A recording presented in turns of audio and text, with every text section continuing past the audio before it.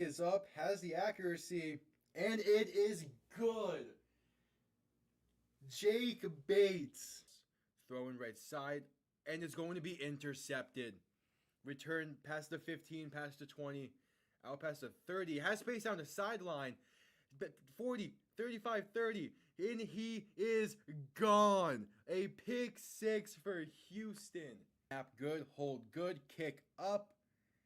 And it is straight down the middle. Looking to throw, rolls out right.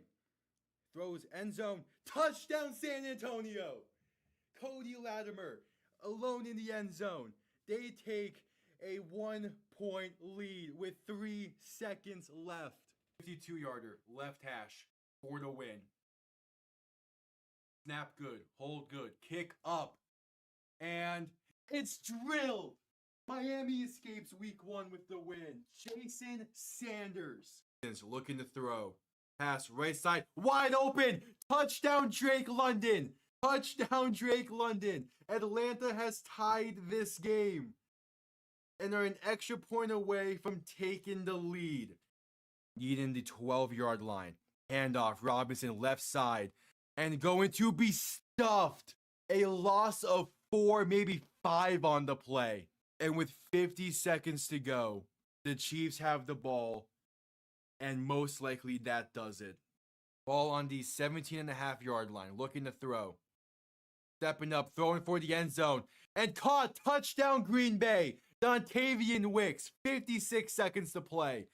The Packers are within 3. 6:17 to play in overtime. Tua shotgun, back to his left. 3 receivers to the right, bunched up. Tua to throw. Has time. Plenty of time. Pass. End zone, left side. Jonnu Smith. Touchdown Miami. They're gonna win. Let's go, baby. Here, back behind him. 3 receiving options to the left. Gonna send Smith in motion. Toss left side for Saquon Barkley. Good blocking and room to run. Pass midfield, spinning his way. Pass the 35 to 30. 25, 20, 15, 10, 5, and the Eagles respond instantly. Saquon Barkley. Oh my, making his presence felt. 1 play, 60 yards, 3rd and 9 from the 35. Mahomes looking to throw. Quick pass left side, caught by Piron. Has room to run. First down and more. Down to about the 17. And he stays in bounds. That will do it. The Kansas City Chiefs have escaped the Bills and have punched their ticket. Hello, everybody, and welcome on in.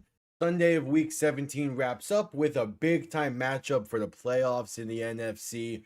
It's the Bears. It's the 49er. The winner keeps their hopes at the 1 seed alive. A Bears loss means that the 49ers and Seahawks game next week is for the division and is for the 1 seed. A San Francisco loss means that the Seattle Seahawks would clinch the division and that the Chicago Bears can keep their 1 seed hopes alive.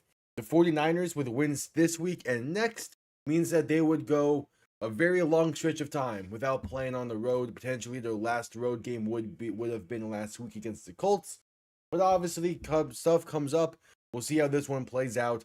Should be a very interesting game. Then time will tell. Kickoff is moments away. Welcome on in, everyone. Welcome on in.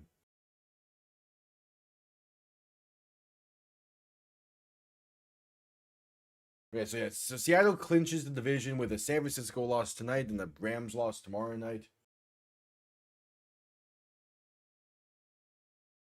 Yeah, this should be interesting.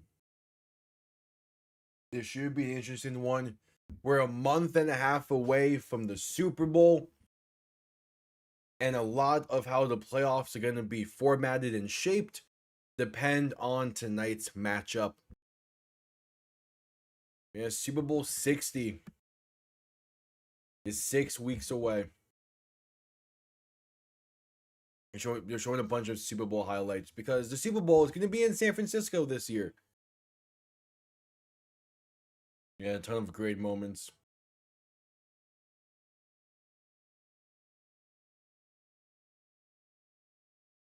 Yeah, 2 franchises that know what it takes to get to a Super Bowl. The Bears last one won back in 85. The 49ers Just a little bit shorter period of time, but still a long while since the 49ers have won the Super Bowl.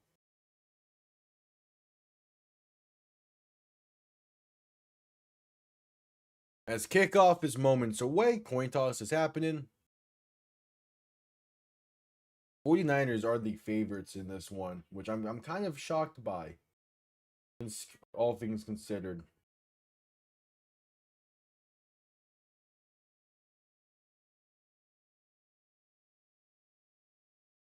Yeah, we'll see how this one plays out.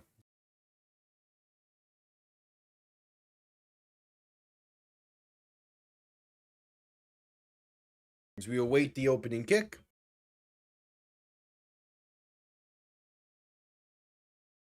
Both teams set an 11-4 record.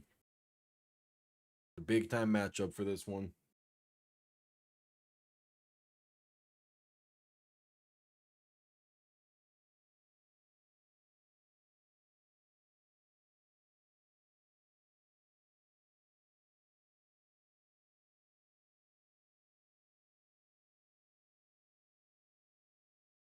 All right.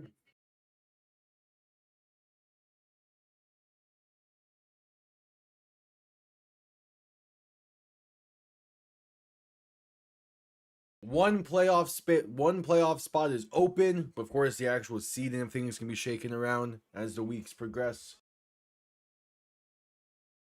The second to last game of week 17, we get closer and closer to week 18. The 1 seed is on the table. The winner keeps their hopes alive at it. As Fred Warner is there to hype the crowd up. He's been a very key piece of this 49ers defense that's been out for a few weeks now. Close to 2 months. And they have not really mattered at all. The 49ers will be getting the ball first in this one.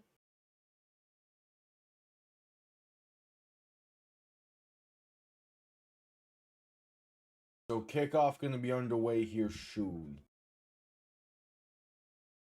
Caro Santos on to send this one away.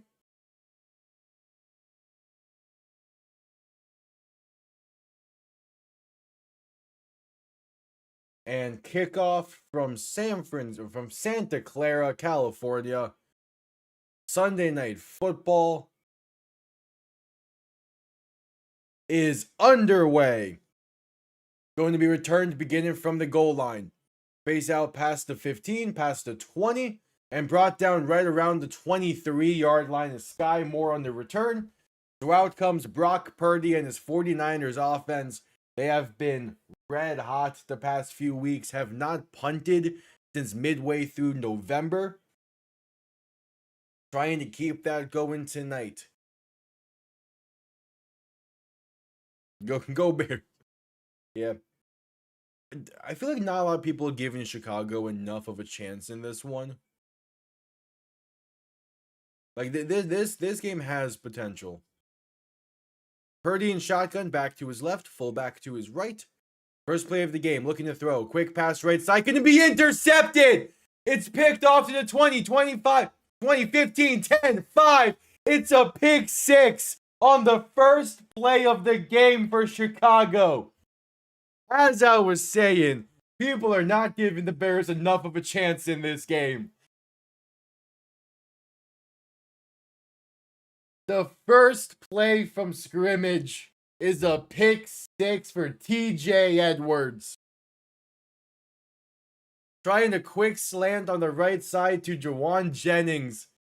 Good coverage, tips it in the air, and TJ Edwards goes the rest of the way. It's a 34-yard pick six. What a way for this game to start.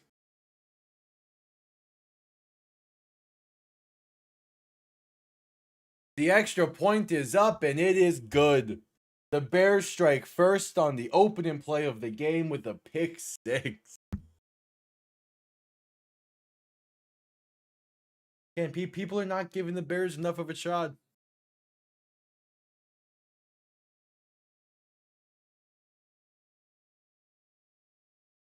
Jalen Johnson's the defender that forced the ball in the air.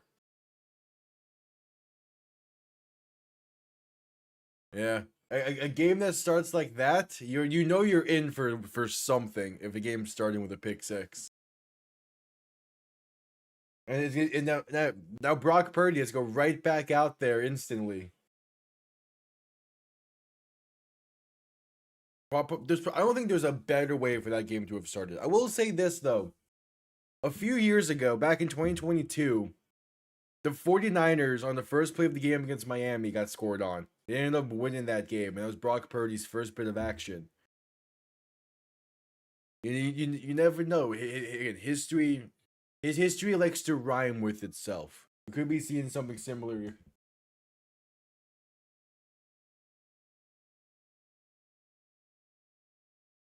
Yeah, it's they're young with a new head coach, and that just their style of play has been kind of inconsistent this season, especially offensively. But their defense has been great most of the year.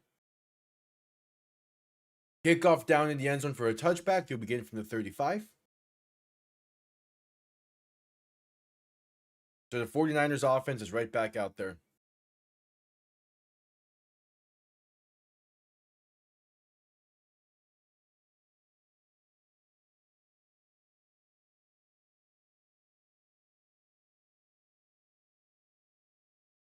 Yeah, the Bears defense has 22 interceptions on the season. Compare that to the Jets, who have none. Purdy under center, gonna play action and look to throw. Rolling right, buying time. Pass right side, gonna be incomplete. Looking for Ricky Pearsall. Just a little bit off the mark. He gets tripped up there. No penalties down. Gonna be a 2nd and 10.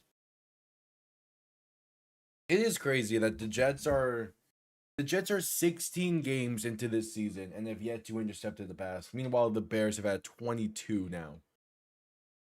Just so some things are not fair. If he throws another pick. Purdy under center, back behind him, 2 receiving options to each side. Tight end in motion as they're going to toss this right side for McCaffrey, and that's going to be a gain of about 3 or 4.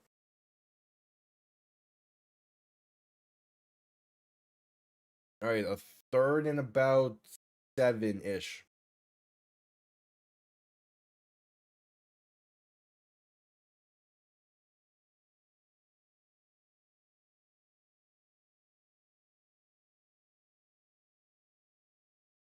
All right, Purdy in shotgun.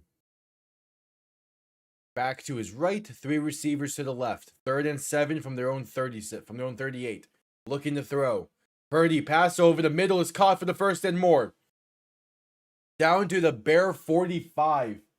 It's Jake Tonges on the reception. All right. So 2 pretty rough, an interception followed by an incompletion. Now you have a completion. So what is the next throw from Purdy here going to be a touchdown? Just going to follow that pattern.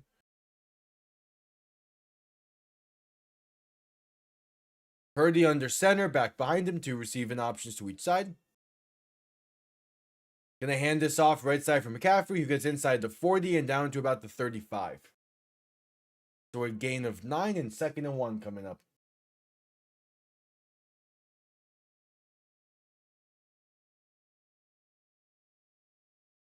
Yeah, Christian McCaffrey. Again, he's someone like I want to see McCaffrey. I'm actively rooting for McCaffrey to get a win or to get a Super Bowl. Is what I should say. But I don't see it happening in San Francisco. I mean, this feels like it could be the year, but I don't know. Purdy handoff up the middle for McCaffrey once again, and will depend on the spot. It gets roughly to the 34. Based off that spot, should be enough for the 1st.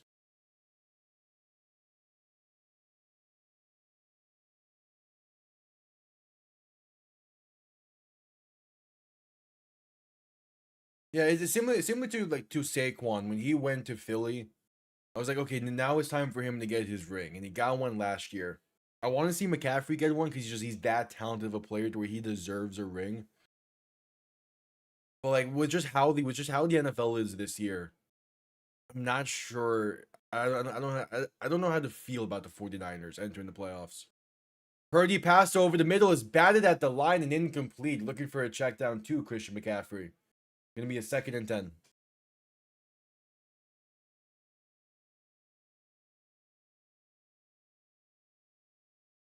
Yeah, like Kyle Shanahan is a great coach, but it's just something with his offense and the way he coaches that he is now he has lost 3 Super Bowls when they've had the lead at points in a game. So it's like, I don't know. Purdy in shotgun, looking to throw in 2nd and 10. Pass right side, going to be caught. And fighting his way to about the 26. Going to be a gain of 8. 3rd and 2 coming up. Jake Tonjes on the reception. Yeah. Well, I mean, I guess I wouldn't say he's not a great leader. Like, I mean, yeah, I guess he's not a great leader. He's a good leader. I don't know. There's just something missing with just the history of Shanahan. Because like even in Atlanta, when he wasn't being asked to be a great leader and it was just the OC, they still blow that Super Bowl. So I don't know. Purdy play action, looking to throw in 3rd and 2. Stepping right past an end zone. It's going to be caught, but down at the 1 is Demarcus Robinson. There is a penalty marker down. As it sits, it's 1st and goal from the 1.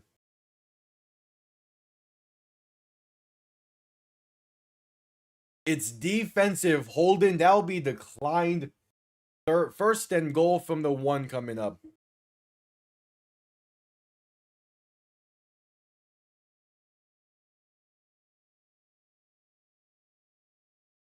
And also, it's like, yeah, it was the Super Bowl against the Chiefs they played in like 2 or so years ago at this point. They got the very unfortunate incidents of like a player getting hurt as he's running onto the field for the first time. Like, that sucks. Purdy pass left side wide open. Jake Tonjes. And that's a great bounce back drive from the 49ers to tie this game up. With 10:57 to play in the first.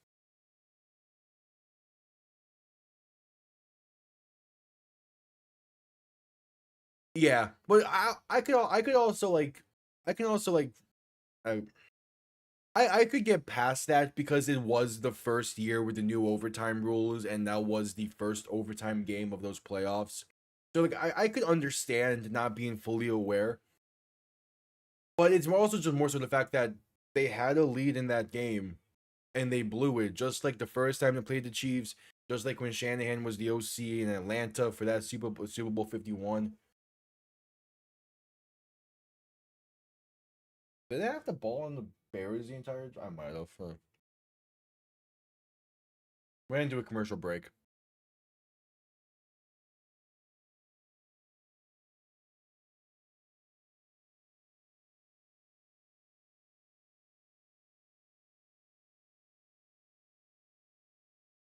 At commercial break.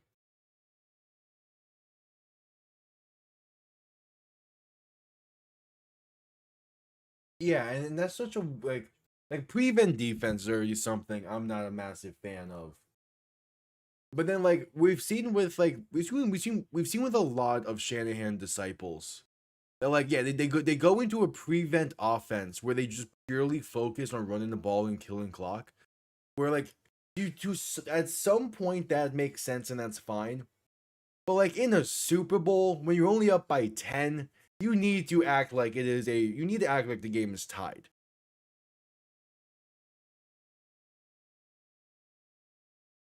But I also do think part of the reason why he has got into more of that prevent offense mindset is because of what happened in Super Bowl 51, where they tried to be a bit more aggressive and it still came back to bite them. So he's like, whatever, we have a good ground game in San Francisco. We're going to utilize it to try and close out a game.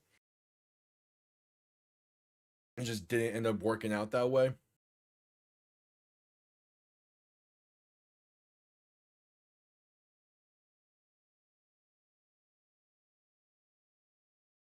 Oh yeah, here's the commercial for the Odyssey.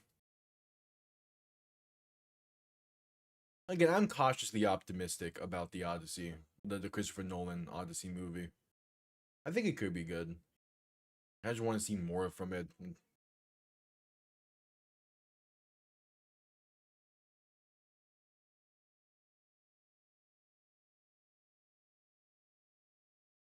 All right, just coming back from commercial break, they're showing some highlights from all the Bears' close wins this season.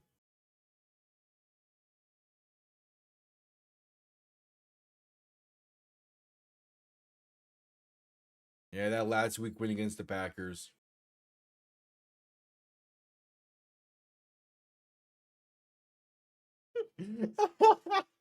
They're showing fan reactions to some of these wins, and someone broke a door because of the win against the Packers. That's great.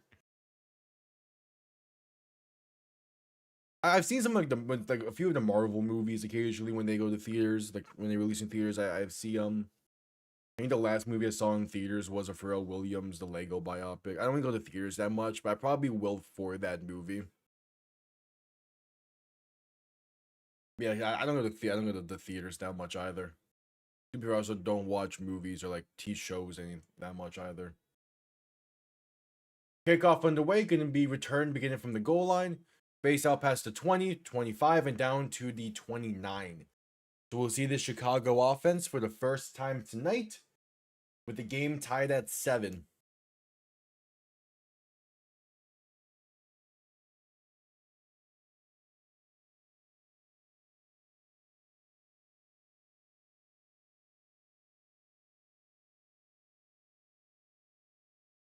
Damn, everyone was pretty generic with their Sunday night stuff.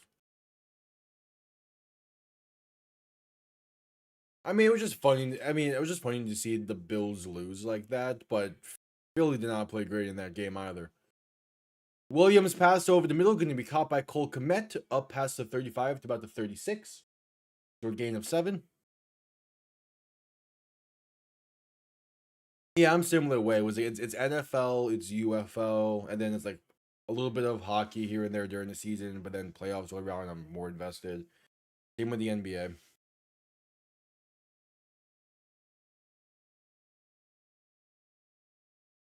Williams in shotgun, back behind him. Play action looking to throw. As time pass left side, going to be batted away at the line and incomplete.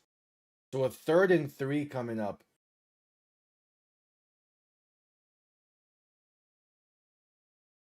Like, I am happy I decided to go live with the Raiders Giants instead of that game. I would have been, at least with Raiders Giants, were able to laugh at a lot of that.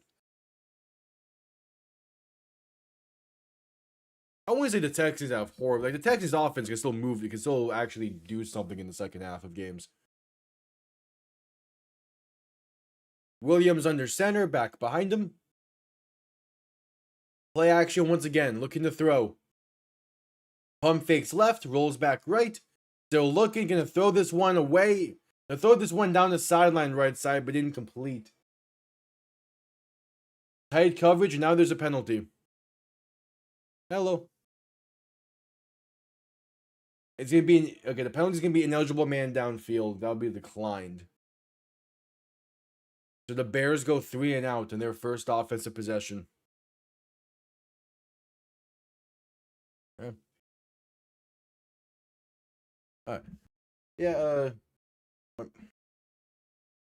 Yeah, like YouTube name's Quarter Guard. Go by. My name's Blake. Typically, a few of my friends throughout. Whenever my friends join, they would call me by. Yep.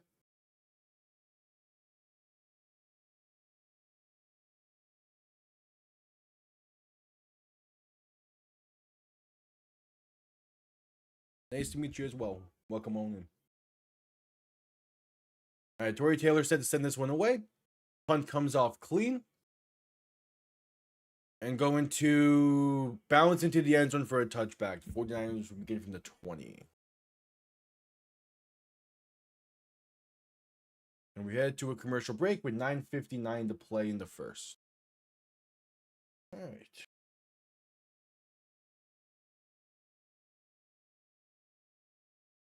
Yeah, the Bears got a pick 6 on the first play of the game. There's just the one of the funnier ways this game could have started. Robbie Gould is at this game? Okay, that's interesting. Former kicker for both the Bears and 49ers.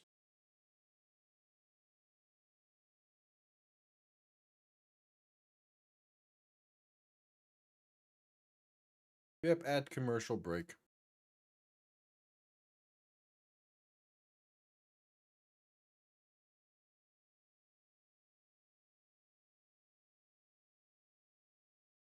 We got 1 seed on the line for this game.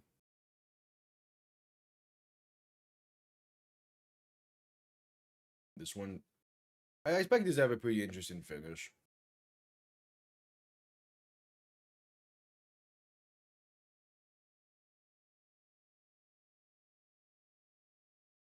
Yep, at commercial break.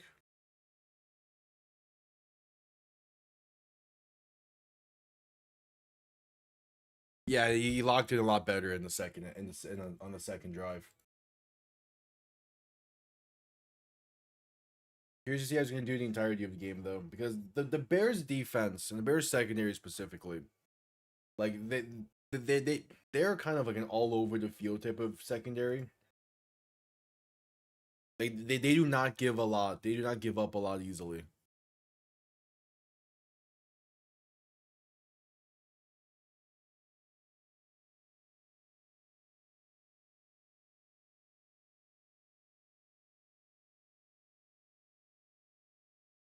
These Allstate commercials are great.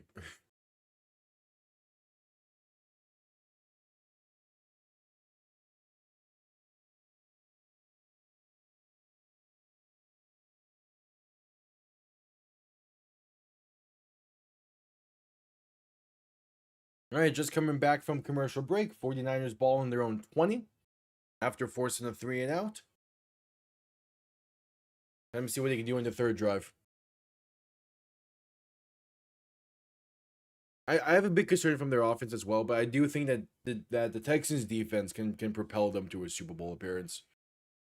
They're still my pick in the AFC for a Super Bowl run. I like their defense too much to not think that way.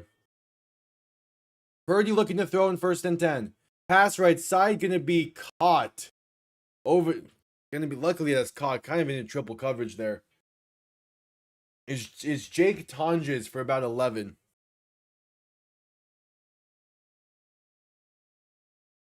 Oh, Trent Williams is questionable with a hamstring suffered on the first play.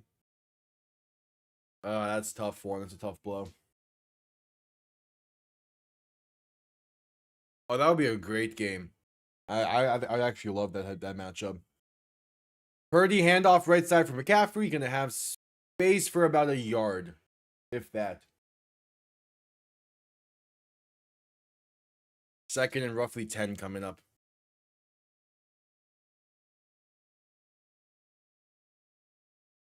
We had the 49ers without Trent Williams. Not that great of a team. So him getting hurt early it's going to hurt them in the long run.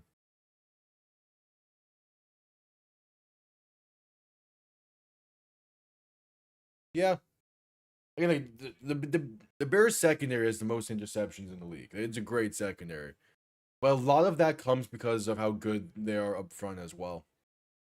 Purdy looking to throw in 2nd and 10. Escapes pressure, rolling right. Going to take it himself and sliding down near the 35. Going to be a gain of about 4. So a 3rd and 6 coming up.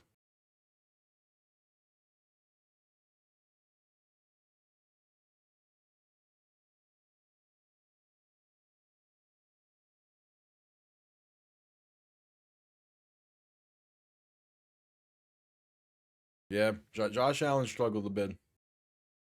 Yes, Jalen Johnson still plays. He actually was the defender that tipped the pass that led to the pick 6.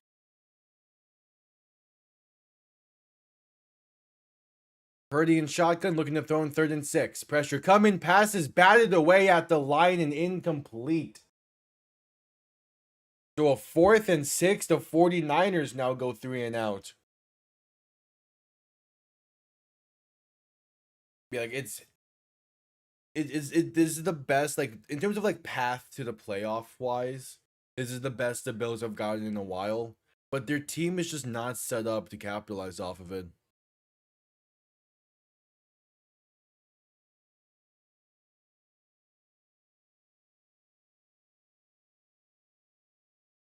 So Thomas Morstead on to send this one down. The first punt in over a month. It comes off clean. Gonna be fair caught at the 16.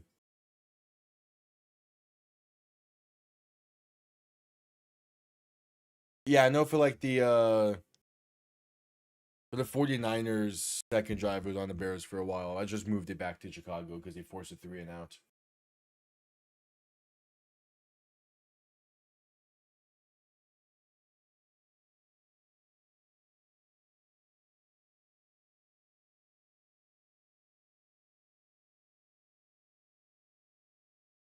Like opening first play pick six messed me up there, but we should be back good. We're at commercial break. No, it's a Mexican Coca-Cola. The glass bottled Cokes. Love those. They taste a lot better than just standard Coca-Cola.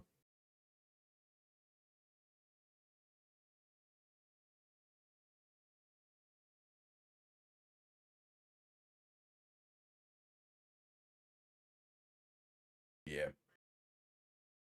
I don't drink on stream.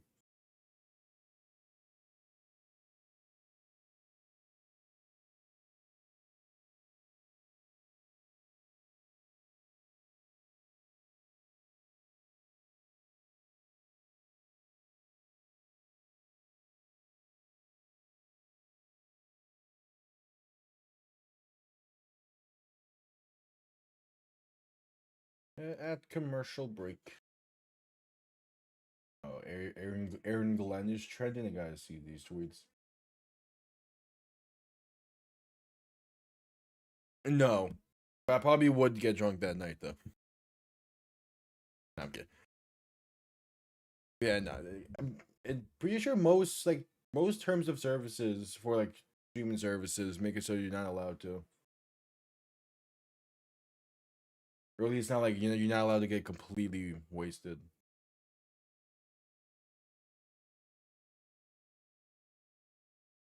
He did not get fired yet, but the fact that the Jets have still yet to get an interception this season would not be shocked if that's coming soon.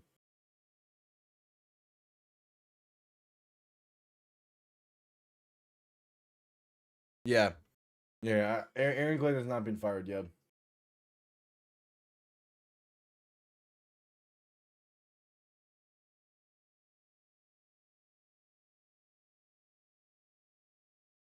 All right, Williams under center, back in fullback behind him. 1st and 10 from their own 16. I mean, Caleb Williams has not been on the field much, so it's hard to tell. Handoff up the middle for Kalamananga, gonna get about 2. Like that play right there is the Bears' offense's 4th play of the game so far. So it's too early to tell how good Williams is gonna look tonight.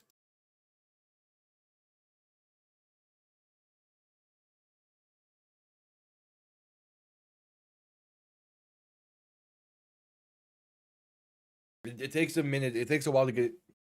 It can take a minute to get into a rhythm, and when you're just not on the field a lot, it's tough to get into it. So hopefully they can build a drive here soon. Williams under center, back behind him too, receiving options to each side. Handoff up the middle from a 9 guy once again, gonna get past the 20 to about the 21. So a 3rd and medium coming up.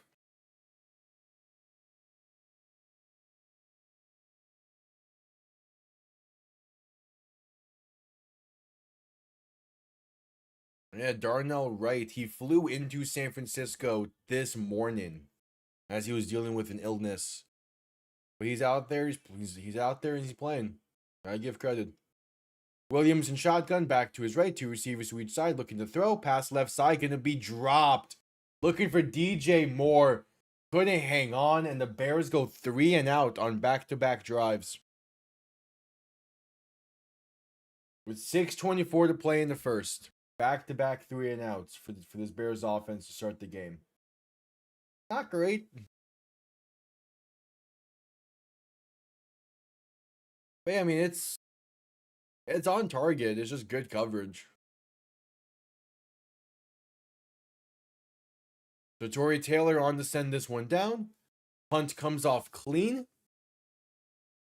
And it's going to be return beginning from the 23. Space out past the 30 and brought down at the 34. Solid coverage on the punt. So out comes Brock Purdy and this 49ers offense once again. This is a Christian McCaffrey graphic that's related to Mr. Clean. Is fantastic.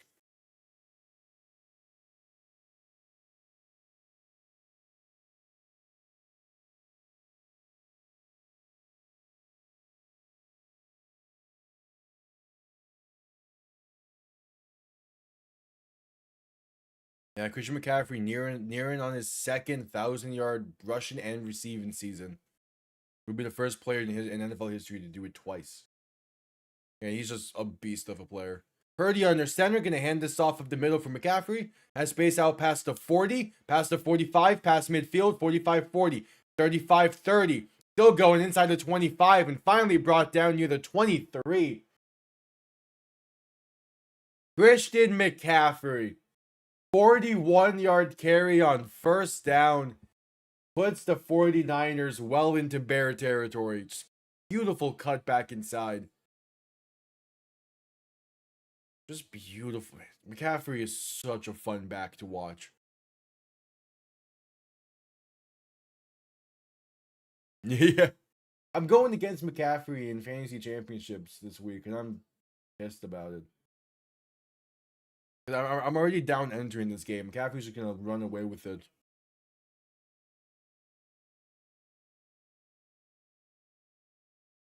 That's the 49ers' longest carry of the season. It's 41 yards on the first play of the drive.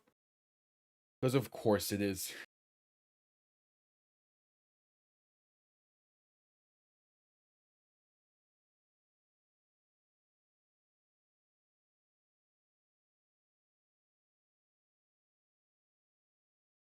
All right, 1st and 10. Ball on the Bear 25. Purdy in shotgun, back to his left. 3 receiving options to the right. Tight end in motion right to left. They hand this off right side for Brian Robinson. Inside the 15 and still fighting down to the 10. A 15-yard carry for Brian Robinson. And the Chicago run defense is struggling tonight. There's someone with a Lions jacket in the stands. That's funny.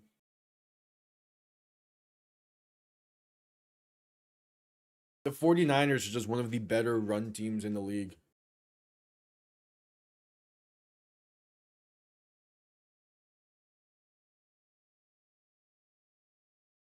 Purdy under center, back behind him. Play action looking to throw. Rolling left, buying time. Now going to take it himself. Purdy inside the 5, diving forward. He is in. Touchdown, San Francisco. They take the lead for the first time tonight off of 3 great run plays.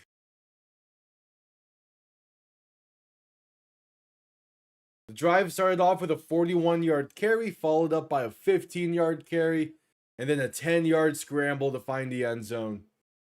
3 plays and a lead for the 49ers, just like that.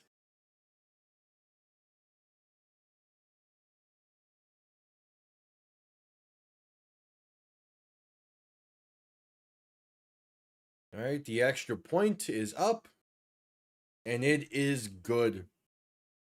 7-point 49er lead.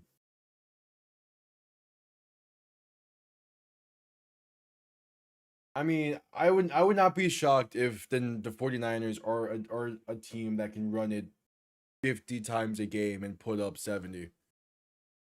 Their blocking up front is fantastic. Yeah, the game's on a TV above my setup. It's technically a TV. It's more so just a smart monitor. As I have a 4 monitor setup here.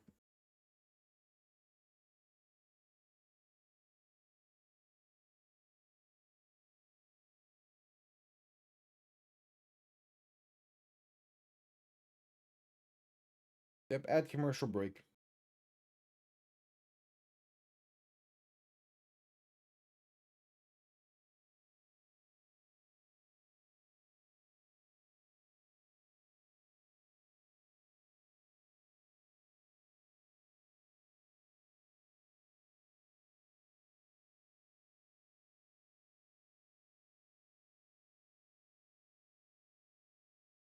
At commercial break.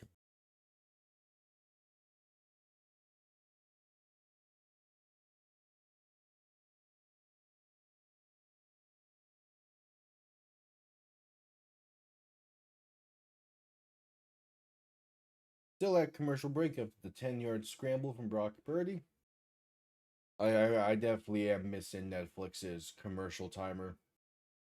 That was great during Christmas. Oh yeah, I love orange soda as well. It's my favorite. It's my favorite also. I don't have it as much, but if it's available, I love orange soda.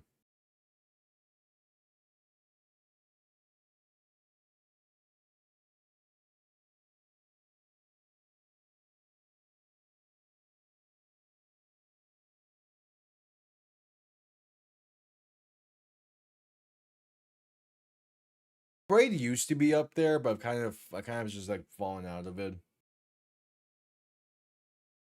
I used to combine Fanta and Sprite.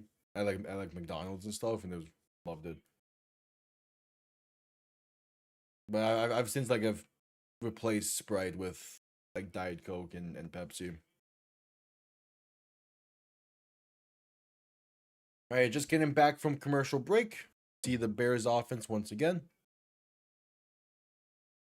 Yeah, like Fanta, Crush, Sunkers, or orange soda is my favorite.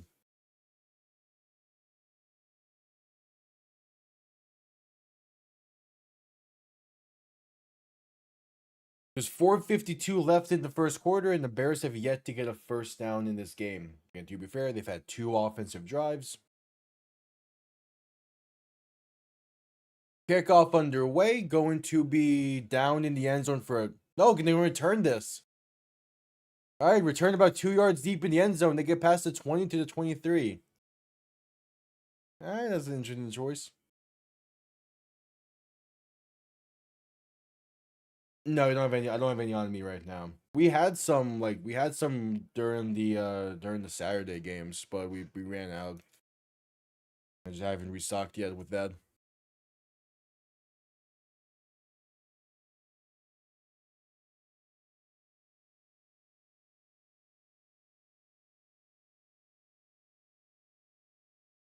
Williams under center, back behind him.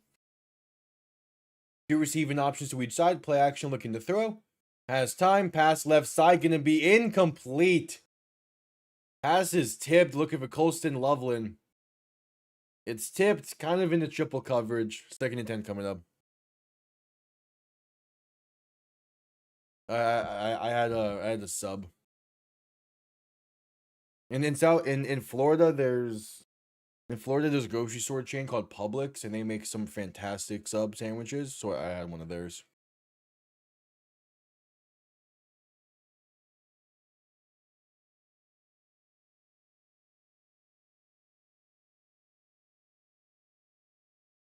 Second and 10, Williams in shotgun, looking to throw in 2nd and 10.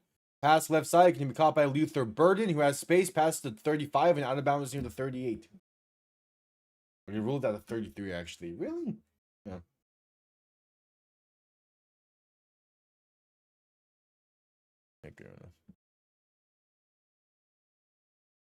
Nice.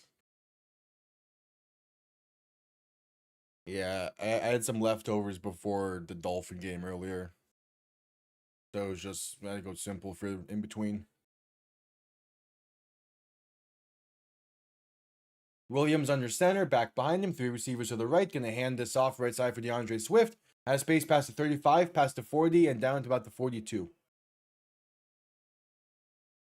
Occasionally.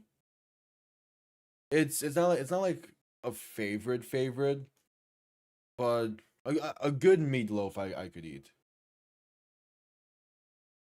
Like if I had the choice, I'd probably like make a brisket instead, or like a steak.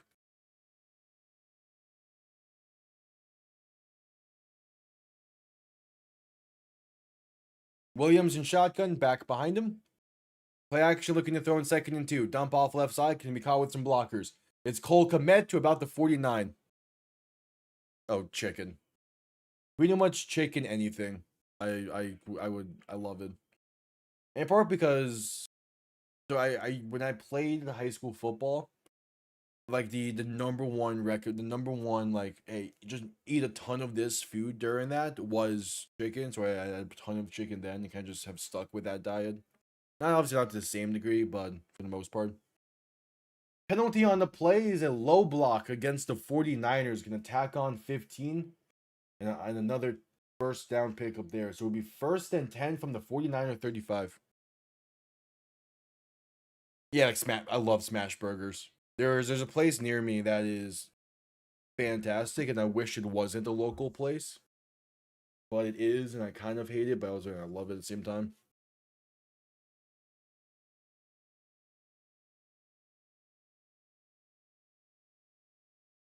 Williams in shotgun, back to his right, 3 receivers to the right as well, looking to throw. Williams with some time. Pass deep, right, left side, has a man, it's caught. Touchdown Chicago, Luther Burden the third. Beats the defense over top, and they're an extra point away from tying this game up. Hey, that's a beautiful drive right there. I was watching NBC. I don't care for Peacock. I think Peacock's an alternate broadcast tonight. And yeah, Luther Burden just gets behind the defense, and Caleb Williams, with pressure in his face, places that ball perfectly.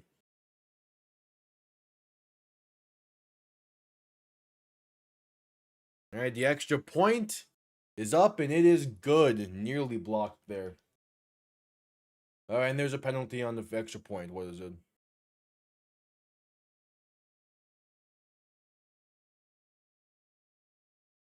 What is it?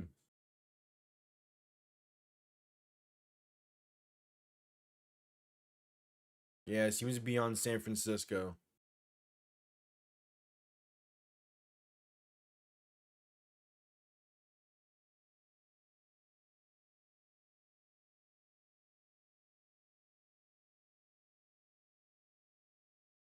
It's a leverage call against the 49ers.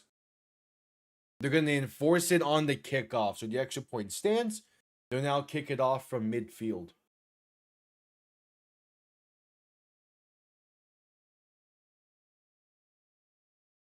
Yeah, the right arm placement there was on the back of a bear blocker. That's not allowed. Leverage is such a tick. It's just a weird penalty, but like every time it happens, like okay, I can see why they call it. We had to a commercial break with just about 3 minutes to play in the first.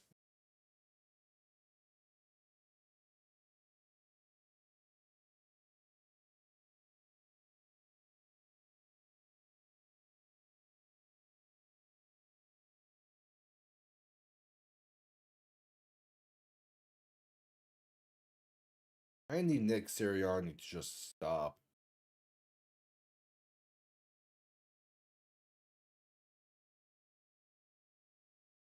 Like, bro, you won 13-12.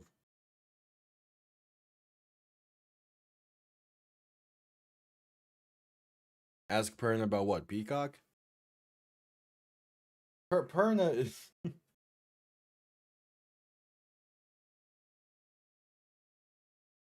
just returning to the meme. Or the mean.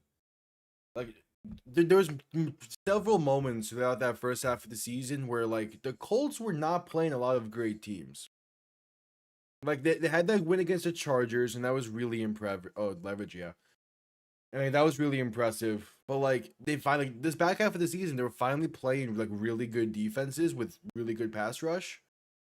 And the cracks started to show until they completely fall apart. There you go. Fuck. It's but like it's them taking the first half and buying too much into it. Like the collapse was inevitable. It was just a matter of when and not if.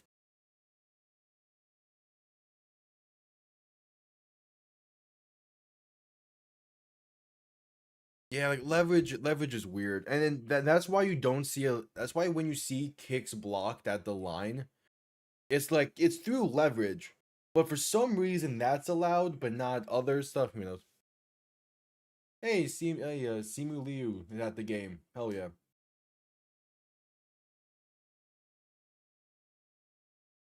Probably they would go Daniel Jones. I'm curious of what Daniel Jones's market value is gonna be. Because he's a free agent in the off season. And his contract is gonna look very interesting due to the Achilles injury.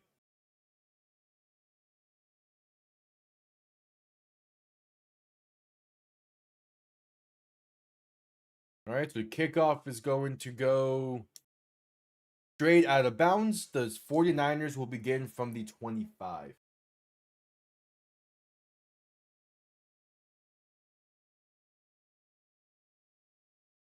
Yep, free kick out of bounds. I'm also more curious of what happens with Anthony Richardson. His situation is going to be interesting next year. I could see a team that isn't fully ready to commit to a rookie quarterback yet. Like give trade for him and not give up a lot in draft capital, and just see what he can do in the change of scenery. And then if still underperforms, you get your quarterback the following season anyway. Like it's a win-win for most teams. Purdy looking to throw in first and 10, pass back left side, gonna be incomplete. Looking for Ricky Pearsall. Could I hang on to the receiver screen? Gonna be a second and 10.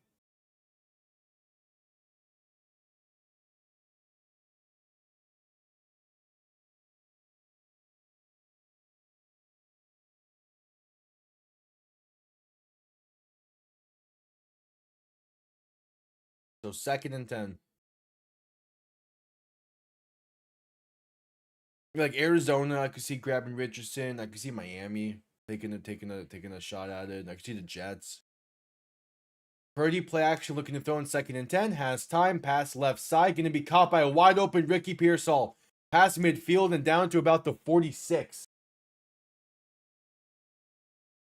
The Jets, the Raiders are a potential as well. The Vikings maybe, but they probably shouldn't stick with McCarthy.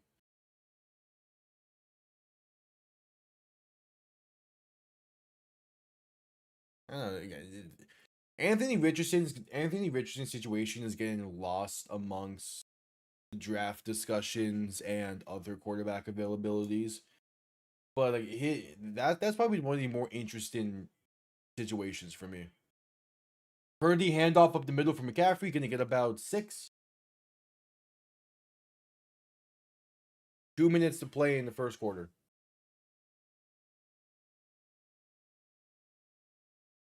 Wait, is Trent Williams officially ruled out already? No, he's still questionable with a hamstring. Okay.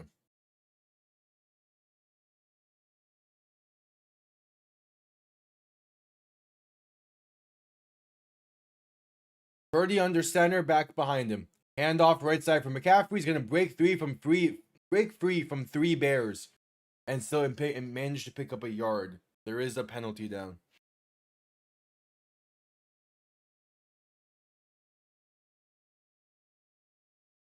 Yeah, like he can throw really far and be really accurate, but then other times when he's trying to do like a screen pass, the ball sails on him by 5 yards.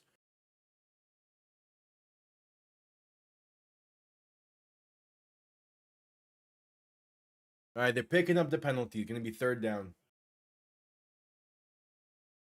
3rd and 2 coming up.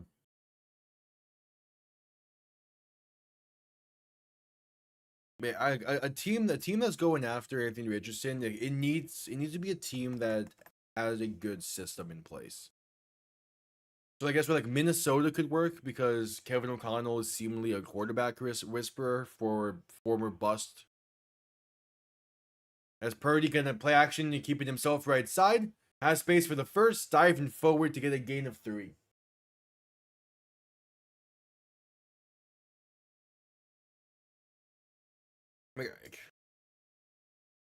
It's the same point. Like because Daniel Jones is coming off of the Achilles injury, he most likely doesn't return to Indy, or at least like he returns, but he's still gonna be missing training camp. So there's a chance for Anthony Richardson to kind of like retake over there. Purdy toss left side for McCaffrey, going to lose about a yard.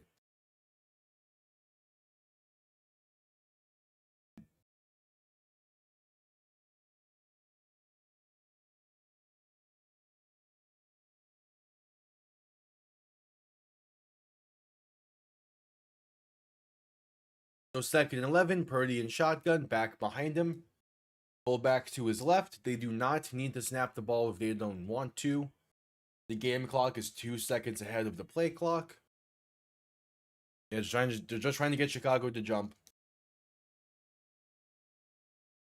3, 2, 1. That's the end of the first quarter. 15 minutes in the books.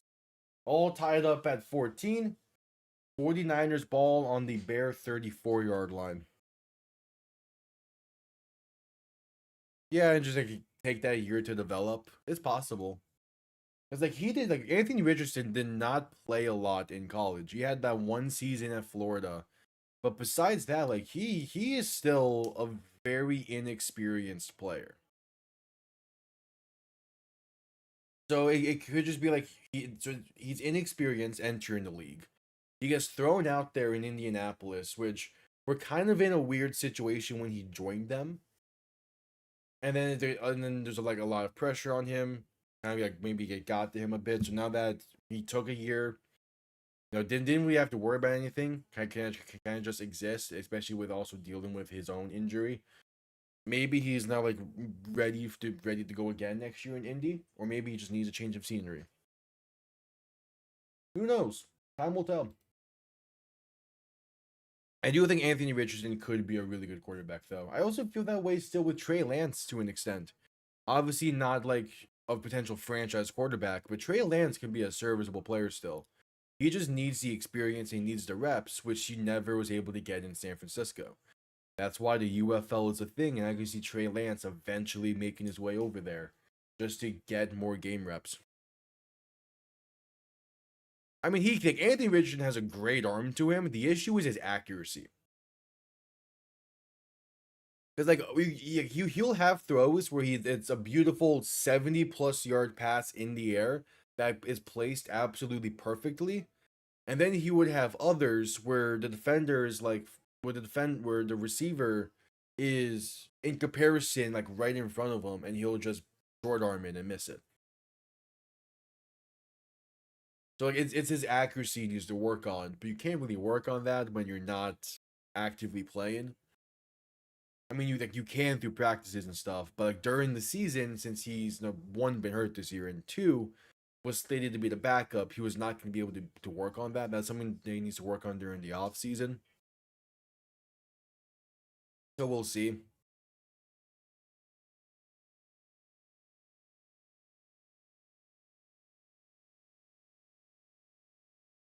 He can definitely fix his accuracy. We saw Josh Allen his rookie year had also had a similar issue where his accuracy can be a bit chaotic, but he was able to fix that pretty quickly with the changing of his mechanics. If Richardson handles it a similar way and kind of like tweaks his mechanics a bit, he can definitely get his accuracy in. But he still has the issue, but it's not to the same degree. The issue comes with Allen when he has to throw off balance. Purdy pass right side can be caught by Ricky Pearsall. Going to be a gain of about 13 and a first down. Yeah, but Allen is a lot better in accuracy wise than he was his rookie season. Like it has improved massively.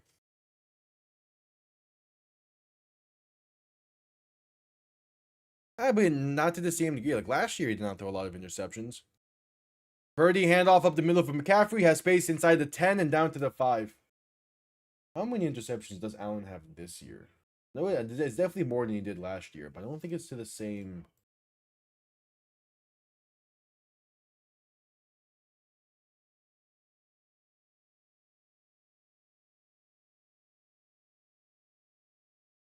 This year he currently sits at 10. Yeah, it's still it's not as high as what it has been before in years past. Purdy toss right side for McCaffrey, has space It's a 5-yard touchdown run for Christian McCaffrey. The 49ers retake the lead. Maybe not to the same degree, but as long as he just improves it a little bit, it will go a long way. Accuracy isn't a thing where you need it to be completely perfect. You just need it to be good.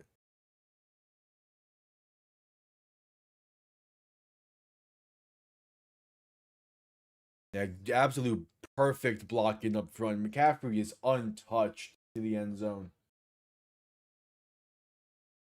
So now the extra point is up, and the 49ers lead by 7.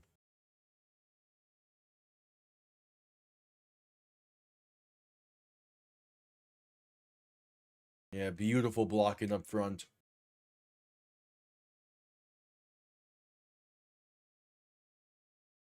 And we head back to a commercial break.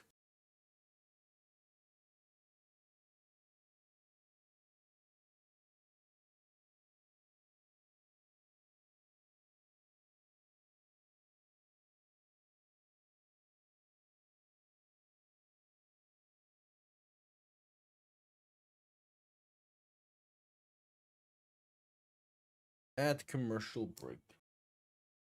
Oh, don't tell me that ESPN's website's down again. Okay, good. Whew. Had that happen last week, and that was not fun.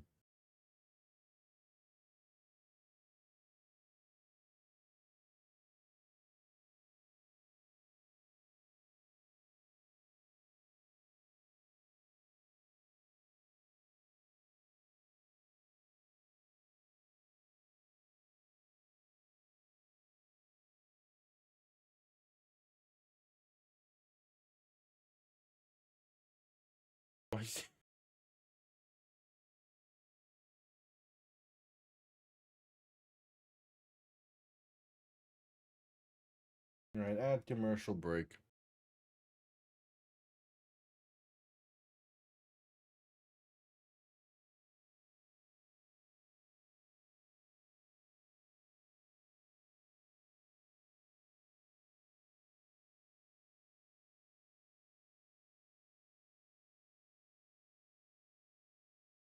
At the end of the day, that comes down to Anthony Richardson and how much work he's putting into it.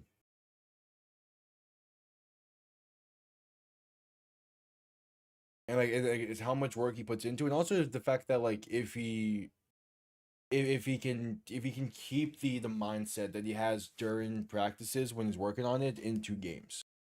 Because a lot of being a quarterback is getting over mental hurdles and being able to shake off mistakes.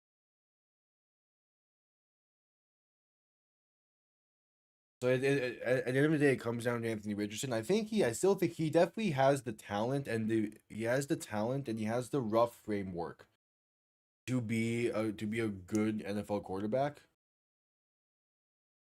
Mitchell Trubisky was also in a terrible situation in Chicago. Whereas for Anthony Richardson, he at least in Indianapolis, there is some semblance of competency in that offensive coaching staff. That was not the case in Chicago when Mitchell Trubisky was there.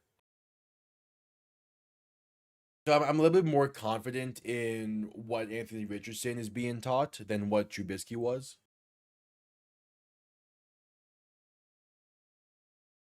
And kickoff underway, going to be down in the end zone for a touchback. Chicago will begin from the 35.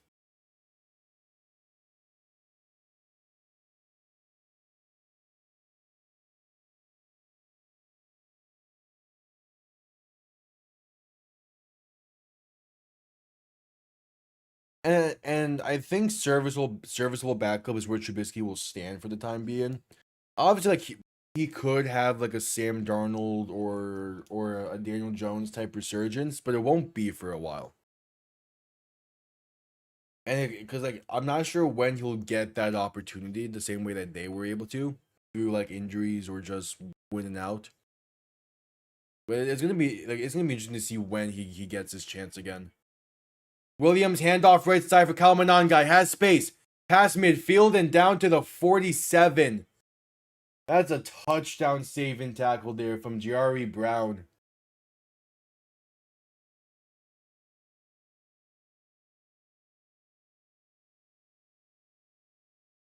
Yeah, that's a touchdown saving tackle there. Oof. Yeah, he's been great for Chicago. Williams in shotgun, play action looking to throw. Has time, dump off left side from Monangai, gonna have space up past the 40, and that's enough for a first, down to about the 37. Yeah, he's been a surprise star this season. Most have Chicago has been through like surprise improvement and surprise players making an impact. Like say, they're just showing it now. 7th round pick out of Rutgers. It's been impressive the season he's been having. Yeah, he's a rookie. And again, the running back position is very different than others. It's a lot easier for running backs to like hit the scene, which is why like the running back market has been bad. But like he's been solid. Caleb Williams deep shot right side for Colston Loveland. Touchdown Chicago on the free play as they got the 49ers to jump off sides there. They retied this game up with a 36-yard touchdown pass. Except the offsides will be declined. So Caleb Williams has a 35-yard touchdown pass to Luther Burden, and now a 36-yard touchdown pass to Colston Loveland. And this game is all tied up at 21, or pending the extra point at least. I'm biased in saying this, but RJ Harvey is my pick. Is my pick in Offensive Rookie of the Year. But I totally understand if it's like Ashton Genty or like anyone else. To me, is RJ Harvey. Extra point is up and good, so this game's tied at 21 with 12:20 to play in the first half.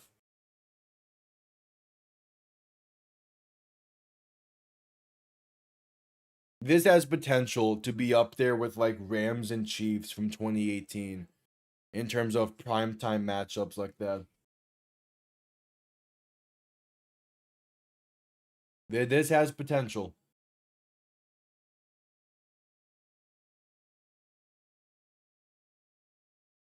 I would not be surprised if it's Kyle Monangai. It could be Monangai, it could be Colston Loveland, it could be Tyler Warren, it could be Ashton Genty, it could be RJ Harvey. Emeka Egbuka has kind of lost it over the past couple weeks, but I would not be shocked if it's him either. Cam Ward still has a chance at that.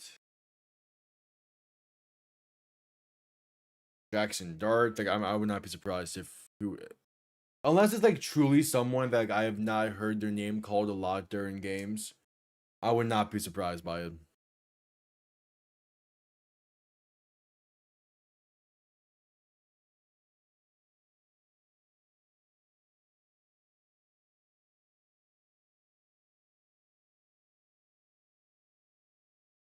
All right, kickoff underway, going to be returned beginning from the 5, spaced out past the 20-25, and brought down near the 27. Injuries, yeah, the Buccaneers collapse is on injuries. At different points of this season, they were without Chris Godwin, Bucky Irvin, Mike Evans twice. Tristan Wirfs missed the game today. Just injuries.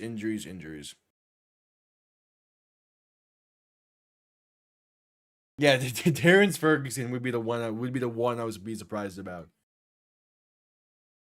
But like, I expected good things from Ferguson this season, and he's kind of been overshadowed in a tight end room by Colby Parkinson. Purdy handoff up the middle for McCaffrey, going to get past the 30 to about the 32. Yeah, and they still may win the South. So for as up and down of a season as it has been, I think the Buccaneers are just fine. I don't think anyone's gonna get fired. I don't think they move on from Baker. I think that they're just gonna run him back next year and hope to stay healthy.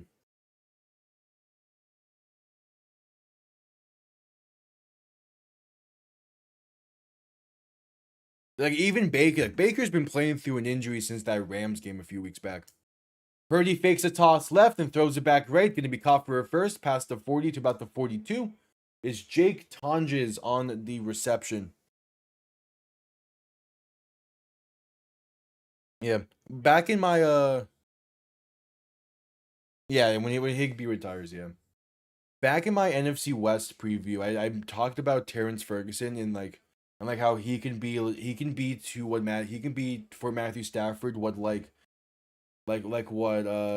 Eric Ebron and like Brandon Pettigrew were during his time in Detroit. And I still think he has that potential.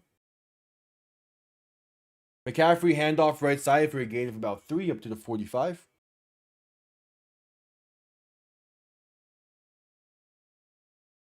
It's like he and also it's like it's Colby Parkinson really stepping up. It's also Puka Nacua and Devontae Adams having insanely good seasons as well. There's only so much football to go around on that offense. Kyren Williams and Blake Corum have been having good. The Rams are just having a really solid team. Purdy under center, going to end around this one left side for Sky Moore, who has space up past midfield and down to about the Bear 45. It's a 10-yard carry for Sky Moore. And a fresh set of downs.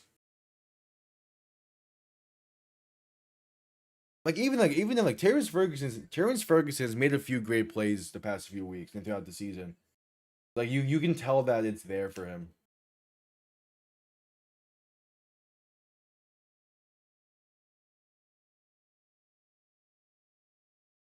Yeah, exactly. Purdy under center, gonna play action and look to throw. Rolling right. Has some time. Now pressure comes and sacked. Back at the 48, it's Austin Booker in the backfield for a loss of 7.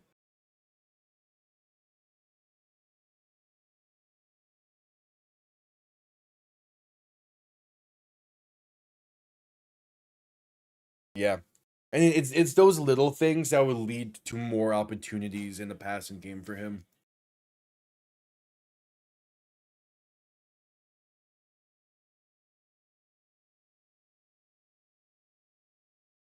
All right, Purdy alone in shotgun. 3 receiving options to the left, 2 to the right. Purdy looking to throw. Pass over the middle, caught by McCaffrey. He gets brought down near the 38. Gain of 14 and a 3rd and 3 coming up. 8:40 to play in the first half. The over-under for this game was 51.5. Yeah, that's the over sitting on that.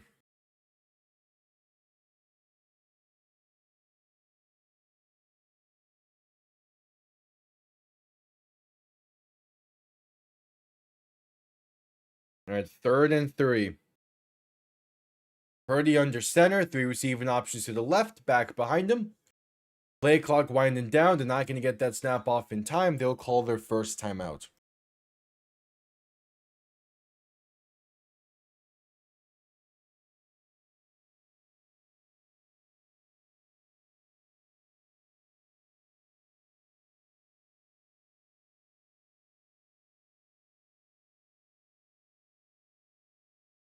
Yeah, Madden 11 is getting a mod soon to update rosters and uniforms and all that. That would be cool.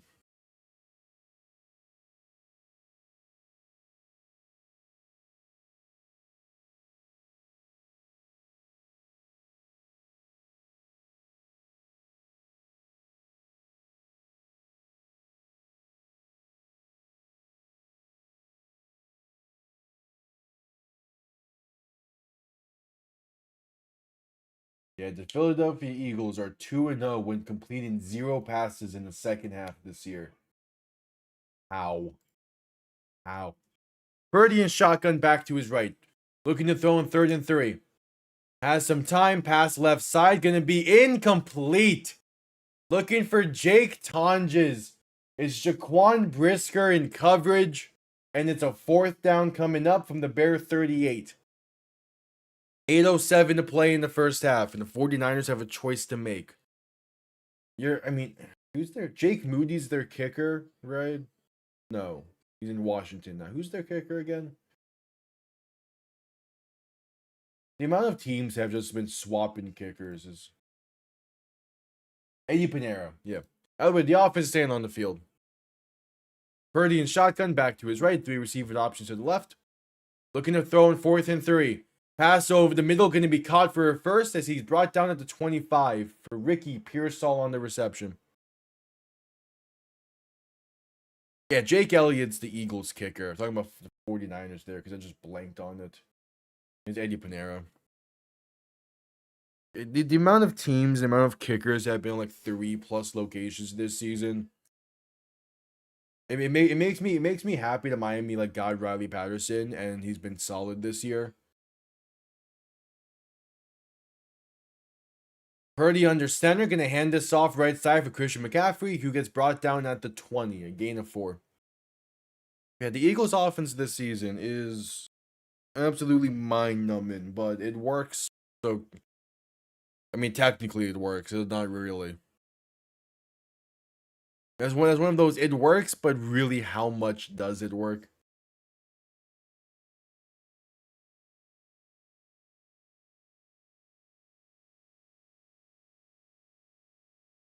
All right, 2nd and 6 from the 20. Purdy in shotgun, back to his left, 2 receiving options to each side. Gonna hand this off up the middle for Brian Robinson, who fights his way to the 16 before being brought down. A 3rd and 2 coming up. 6:40 to play in the first half. Yeah, in the playoffs, it's going to be a different story. But for now, I mean, it's going to get him an easier matchup in the playoffs, that's for sure.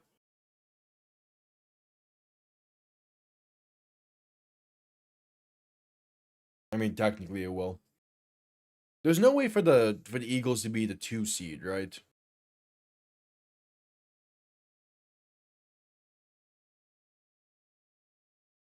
Purdy handoff up the middle for McCaffrey, has space for the first, down to about the 10. 1st and goal coming up for the 49ers. 6 minutes to play in the first half. 1st and goal. 49ers offense been moving well.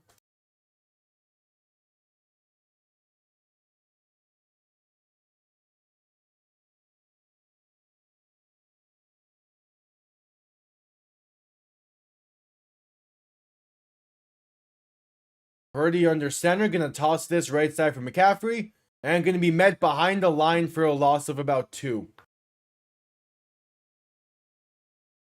So 2nd and goal coming up from about the 11.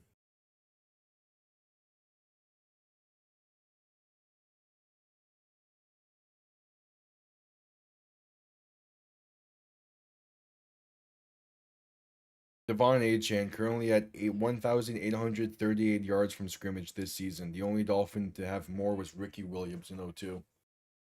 And most of Ricky Williams' yards from scrimmage was Russian. Purdy throw left side of 2nd and goal, going to be caught by Juwan Jennings at about the 7. So a 3rd and goal coming up with 4:45 to play in the first half.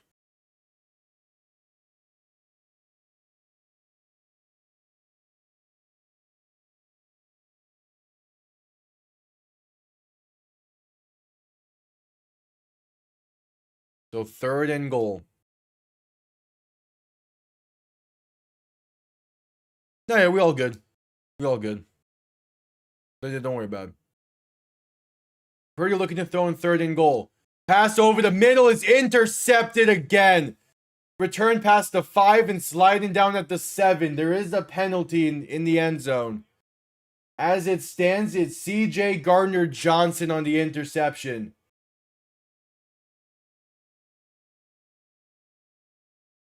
It's hands to the face against the Bears. Half the distance to the goal and an automatic 1st down for the 49ers. They get saved. It's hands to the face against Gardner-Johnson.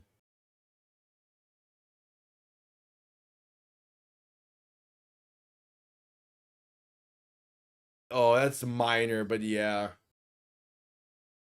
Yeah. Okay, that angle shows it a bit better. Yeah.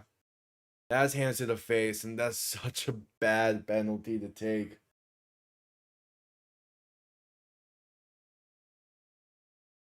And Purdy under center, back behind him too, receiving options to each side.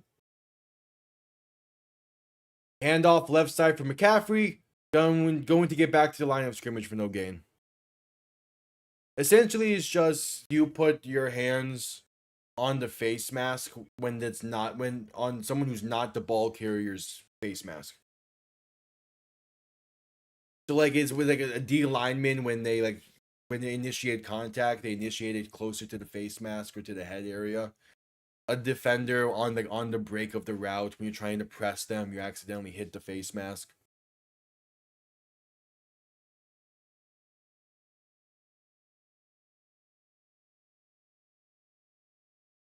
And the 49ers will call their second timeout. With 3:27 to play in the first half, they once again were not going to get that snap off in time.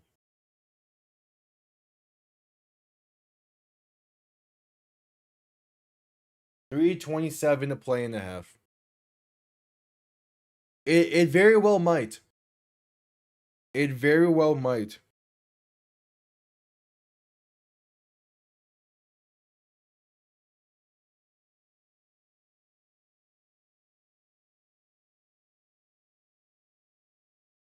This game so far has been great.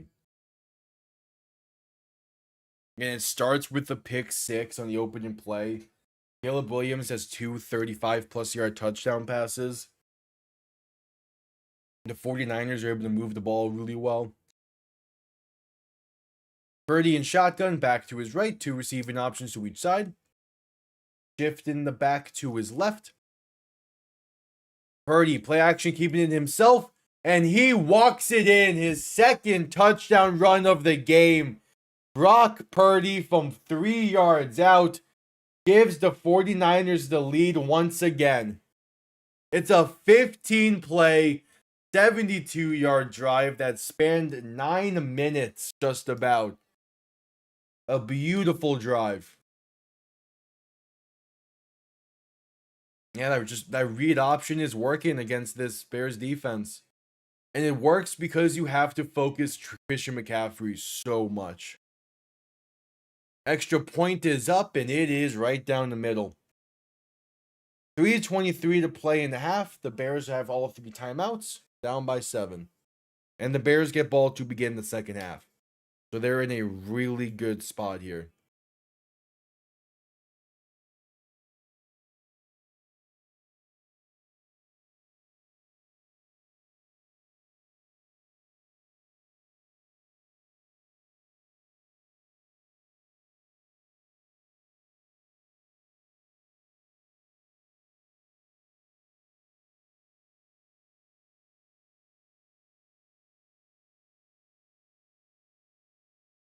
Yep, at commercial break.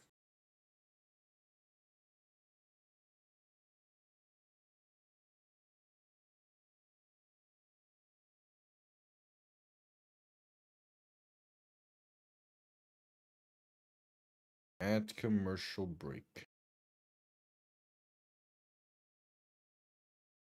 Yeah, last 5 possessions in this game.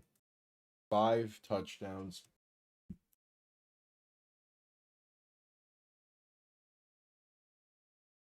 Yeah, that was a great drive from the 49ers. The 49ers have had a lot of good, long, sustained drives. The Bears, they haven't had a drive lasted more than 2 minutes yet.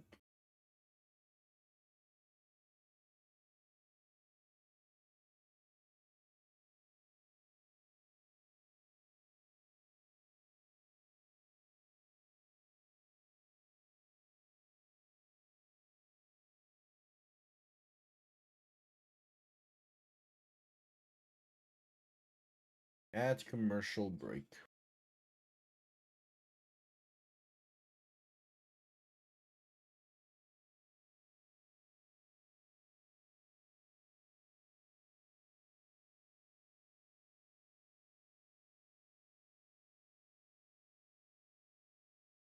At commercial break.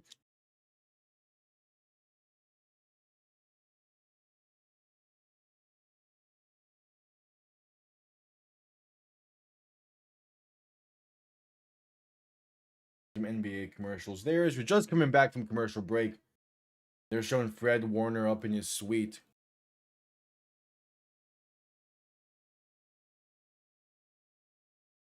Yeah, there's been some reports that Fred Warner might be back in time for the playoffs.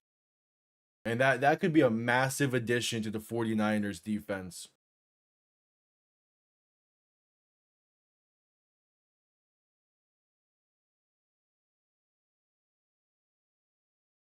The target date's the NFC Championship game for Fred Warner, which would be massive.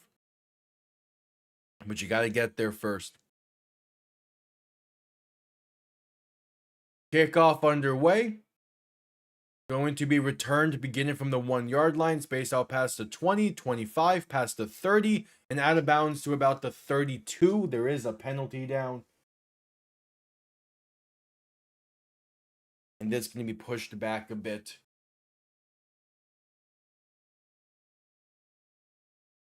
Yeah, holding against the Bears is the call.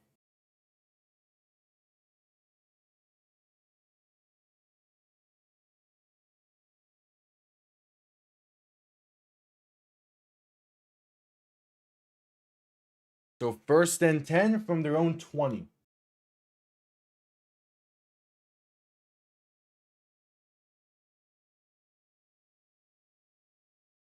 Williams under center, back behind him, going to play action and look to throw. Has time, rolling right to buy some more. Still looking, going to take it himself to get about 3. All right. Not bad.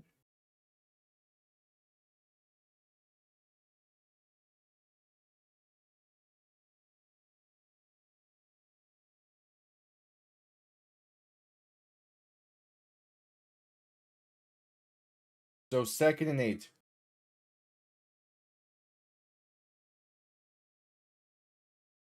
Williams in shotgun, back to his right, 2 receiving options to each side. Ball on their own 22.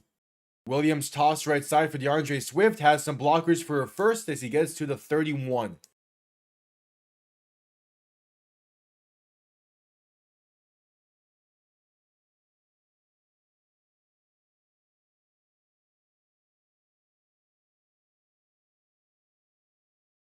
All right.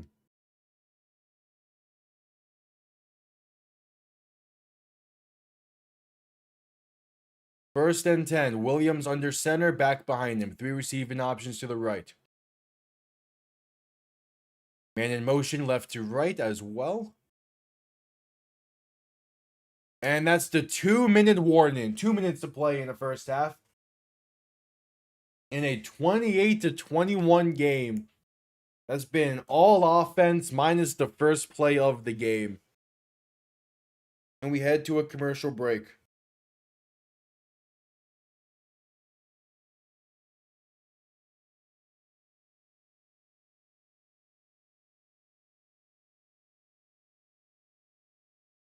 Head to commercial break.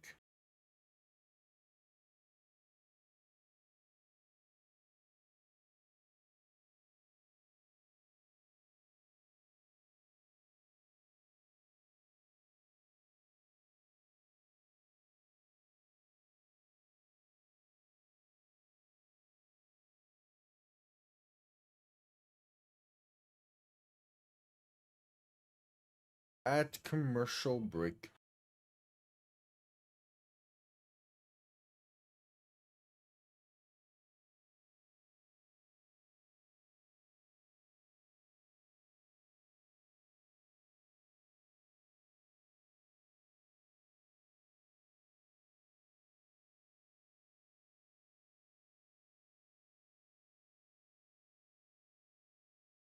At commercial break.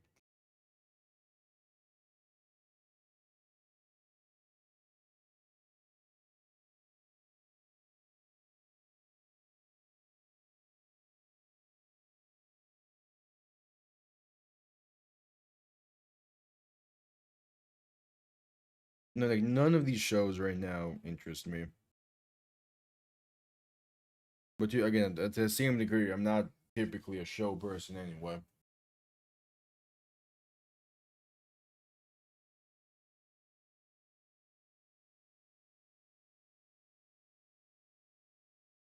As we're still at commercial break for the 2-minute warning. 2 minutes to play in the first half.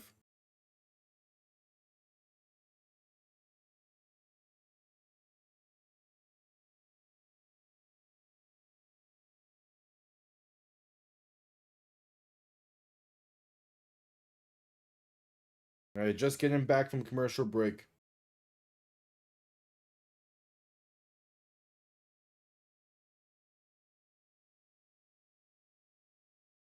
Ball on their own 31-yard line. 1st and 10. The Bears get ball to begin the second half as well, so a chance to double up here. Williams in shotgun, back behind him. 2 receiving options to each side. Man in motion, right to left, back to right. Williams making some changes at the line. Going to hand this off right side for DeAndre Swift. And that's going to be a gain of about 3 up to the 34. All right. 1:45 to play.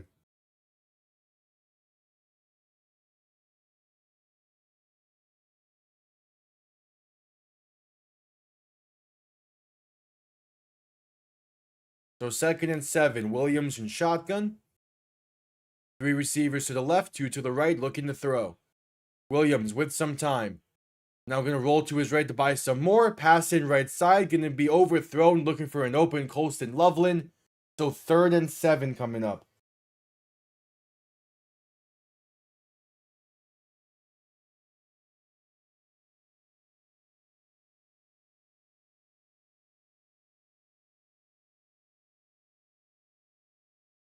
Yeah, he has people up. That's definitely one that Williams should have been able to hit. That's one of those throws where you can't really afford to miss all too often. Now 3rd and 7. Alone in shotgun. 3 receiving options to the left, 2 to the right. Looking to throw once again. Pressure comes quick. Williams rolls right and going to throw this one away incomplete. So the Bears drive stalls out.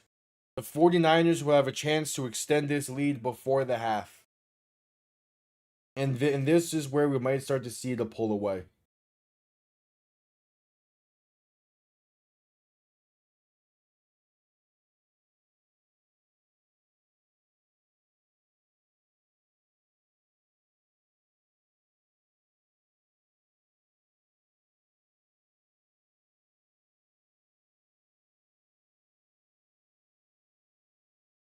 All right, punt comes off clean. It's a great punt, going to be returned beginning from the 9 and hit there as well. Pinning the 49ers inside their own 10. Corey Taylor has been an incredible punter, even in college, especially since entering the league. And with 1:06 to play. Hey, welcome in.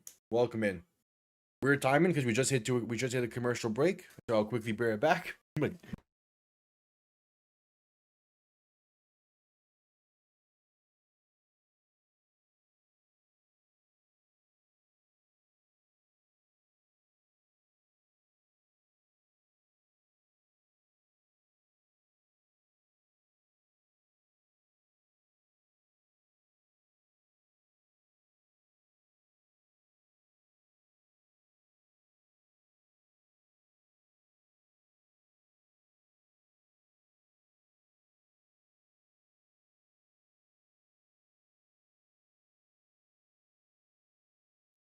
Alright. So that commercial break. That would be hilarious if the Bears start and end the half with a pick 6. Yep, still at commercial break. Waiting for the final minute of play in the first half.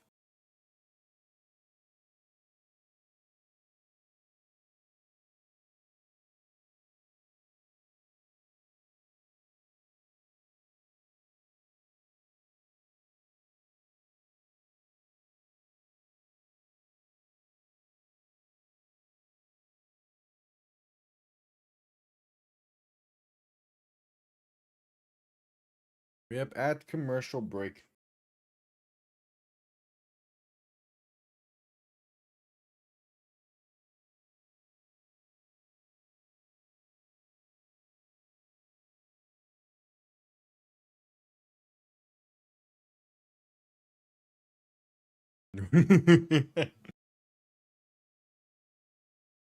That's good to hear.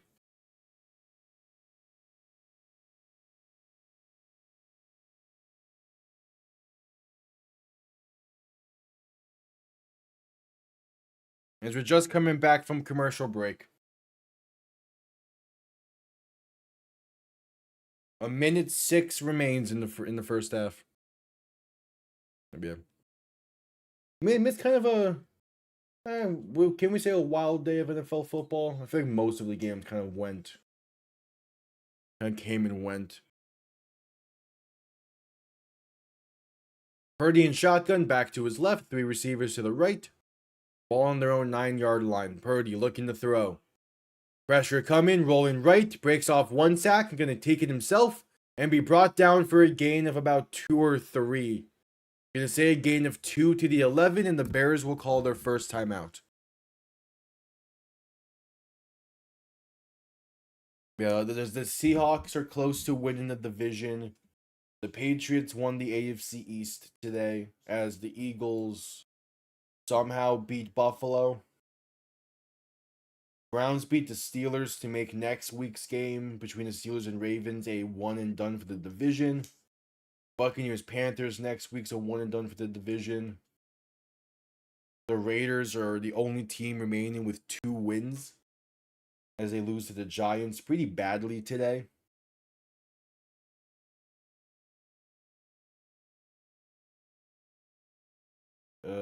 Yeah.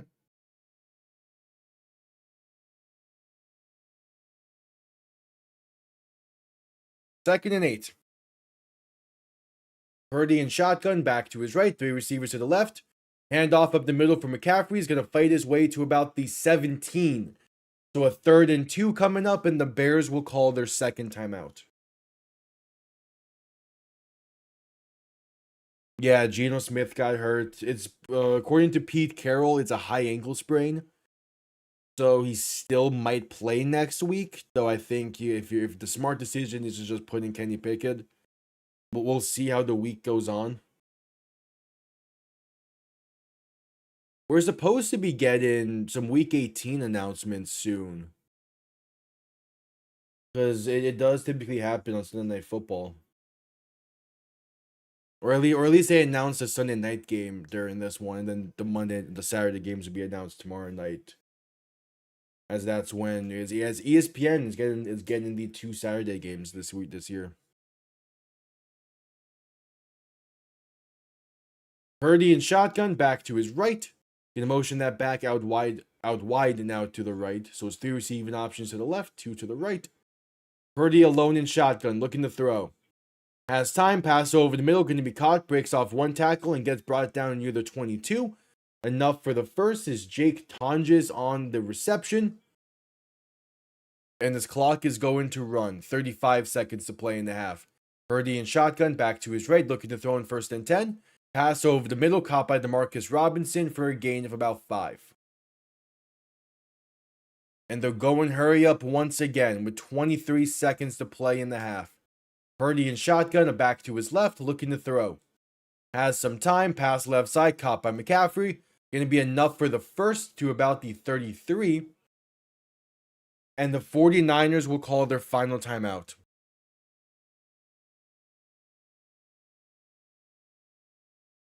Oh, yeah? Yeah, the ESPN is getting the Saturday games because they also get a playoff game. So they want to do some more broadcasting leading up to it. It's kind of like the makeup for there not being a Monday Night Football game next week is that they get the Saturday games.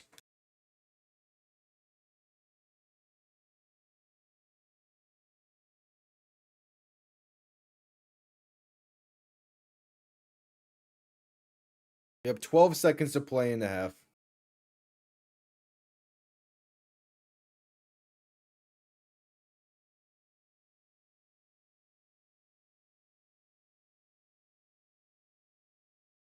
Seconds to play in the half. Purdy in shotgun, back to his left, 3 receivers to the right as well. Gonna hand this off up the middle for Christian McCaffrey and has space up past the 45 and down to midfield. And that will take us to halftime. The 49ers lead by 7. The Bears get ball to begin the second half.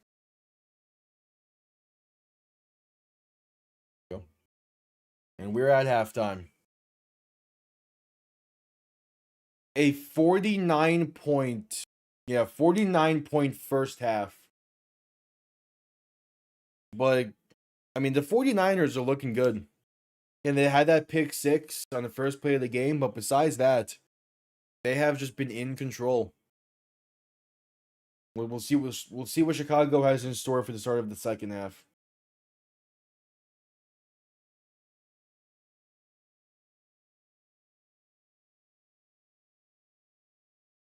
Cam Ward had 4 seconds of time to throw today. Crazy.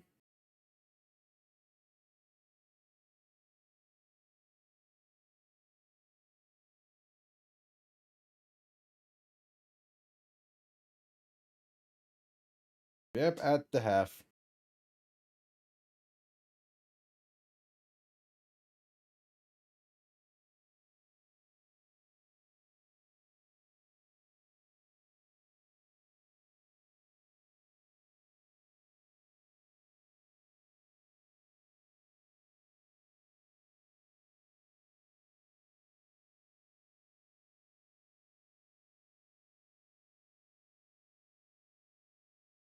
At halftime.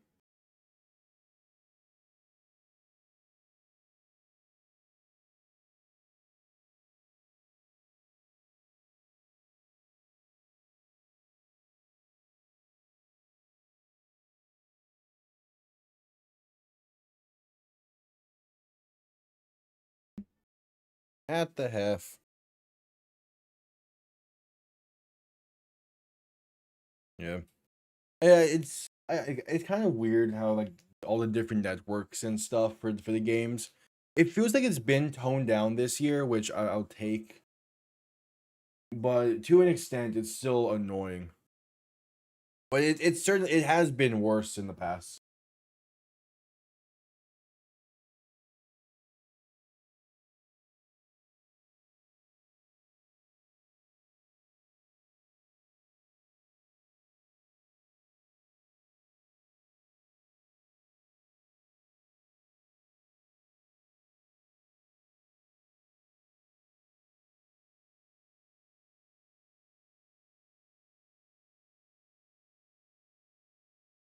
Yep, at commercial break before the halftime segments.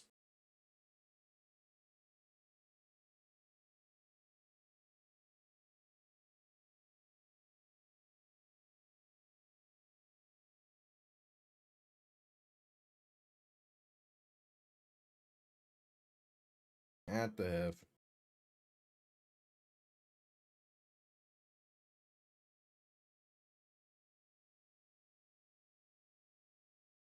I love the Pop-Tarts Bowl so much. The more and more I see like the clips from it on my timeline, the more and more I appreciate it.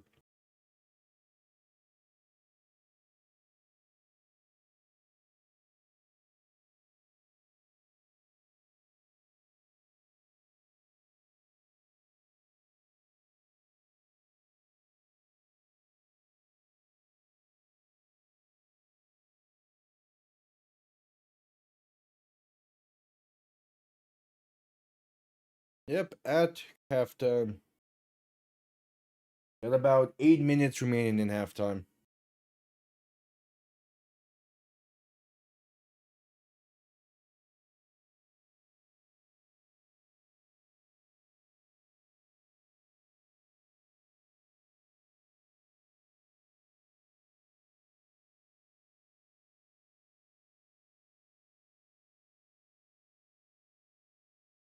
My initial pick was the Bears because I thought their defense would play better than this. Now at this point, I'm not too sure. Like I thought the Bears defense was gonna be able to play a bit better than this, and the first play of the game it looked that way, but not so much. We'll see.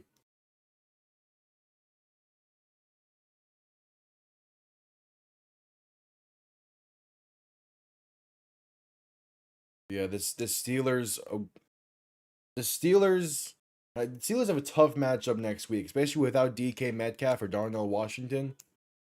That's gonna be a very interesting game.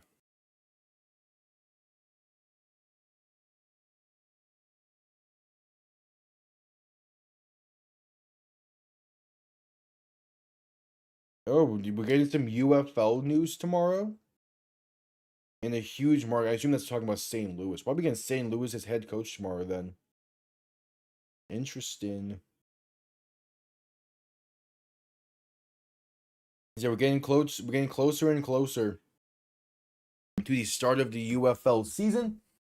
I'll be live with every single UFL game. I'll be covering the league very similarly to how I do the NFL. Power rankings, predictions, all of that.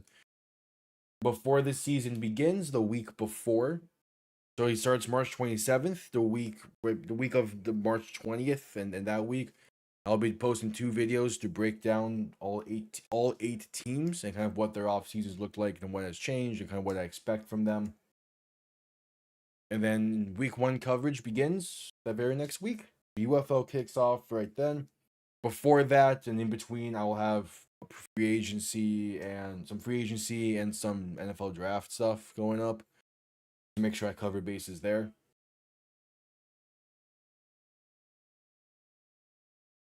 Yep. And again, I might do some like video essays. I did last year. I want to do some this year. It's just nothing's really coming to mind in the same way it did last year. So we'll see. If anything, it would just be the standard stuff, and I might do like some one-off streams. We'll see.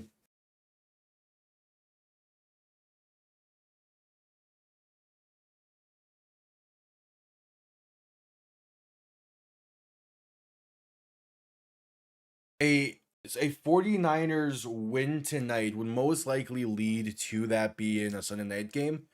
I think it might be either way. But yeah, a 49ers win tonight will set them up to have a standalone game one way or another.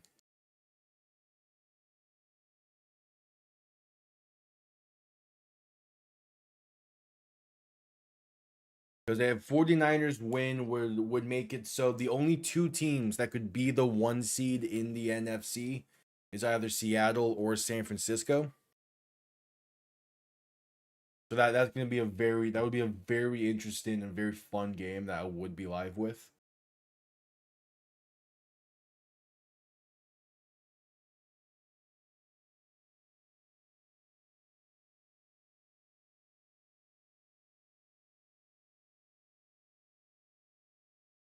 Because I'm assuming that 49ers Seahawks is not gonna be like it's not gonna be in the same time slot as Miami New England.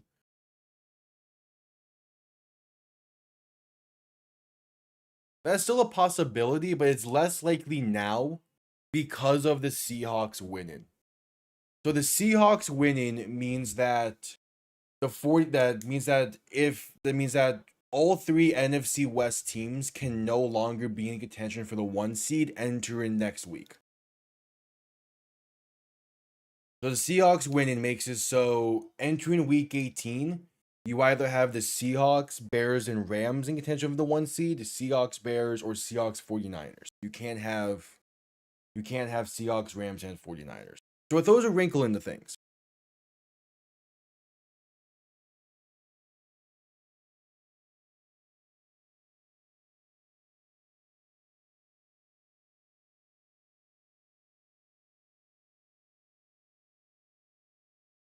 I mean, I picked Seattle to win today, but it was a case where I would not have been completely surprised if the Panthers pull off some magic there and got the win. But I was also saying all that before I realized what needed to happen for all 3 NFC West teams to be in contention of the 1 seed.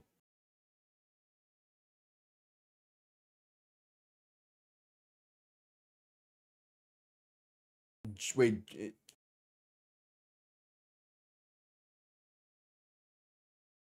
Journey is doing the halftime show right now for the 49ers? That's great.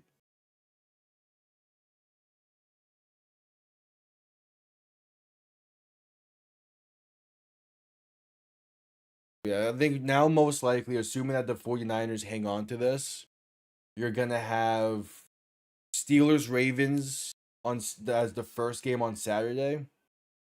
Then it's going to be Buccaneers-Panthers, and then 49ers-Seahawks would be Sunday night. And that's probably what the stage is being set up for.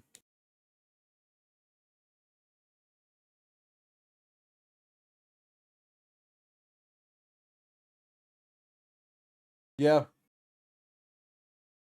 Still don't know how that happened, but yeah. But it's like, come on, Miami did their job in getting the Panthers the division. Carolina just couldn't handle business themselves. But what's even funnier in everything is there is a way for Carolina to win the division at 8-9. And if they lose to Tampa next week, there is a way for them to still win the division. It would require the Buccaneers winning out, which is incredible. Not Buccaneers, the Falcons winning out, which is unlikely, but it is possible. So if that happens, the Panthers are guaranteed a playoff spot. So there's a world where if the Falcons win Monday night, you have Buccaneers Panthers on Saturday. The Panthers could lose and then still win the division on Sunday by the Falcons beating the Saints. Because it would mean that the Falcons, the Buccaneers, and the Panthers will all be 8-9.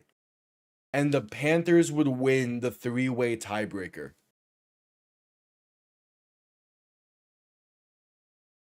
So it makes it so that the advantage that Tampa had in the tiebreaker is no longer an advantage.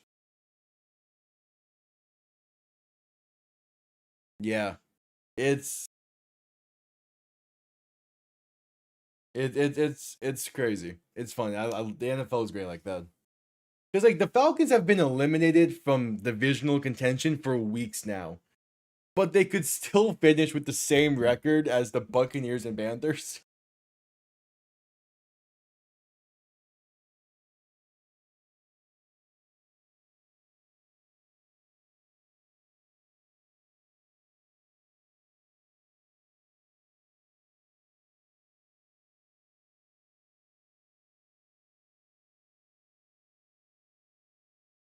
As the second half is underway here soon, the Bears get ball to begin the second half. Down by 7, a big time drive coming up to begin the half.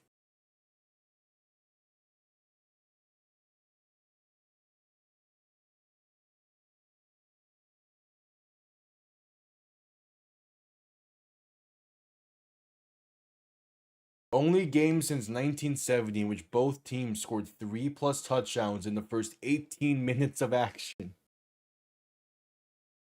Yeah.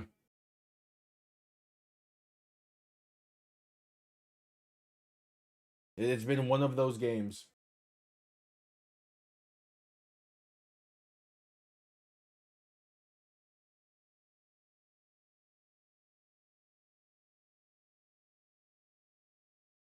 Yeah, Christian McCaffrey is having a great game. I'm toasting fantasy. Yeah, I'm toast. I have two people going tomorrow night. I have Stafford and the Rams defense. It's not gonna matter.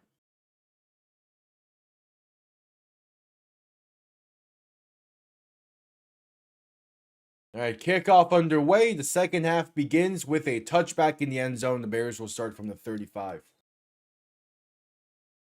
And out comes Caleb Williams and this Bears offense. That again looked pretty solid in the first half. We'll see if they can continue to look that way.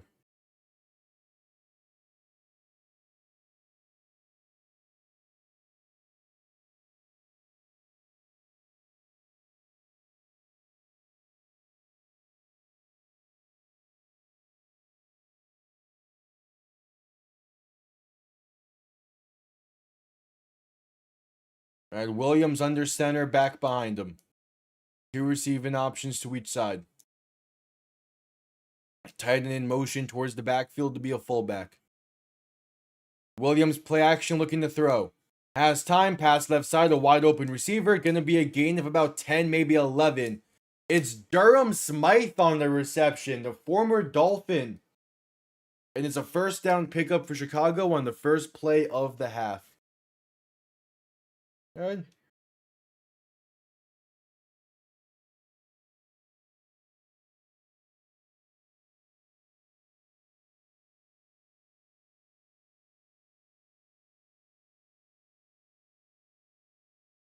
So Williams in shotgun, back to his left, 2 receivers to each side.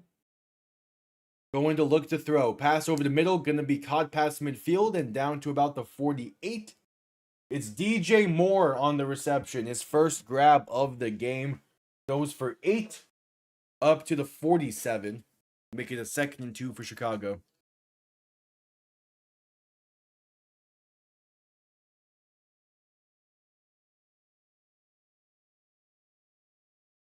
So Williams under center, back behind him. Man in motion left to right. Gonna hand this off up the middle, and that's a first down carry for Kyle Monangai up to the 42.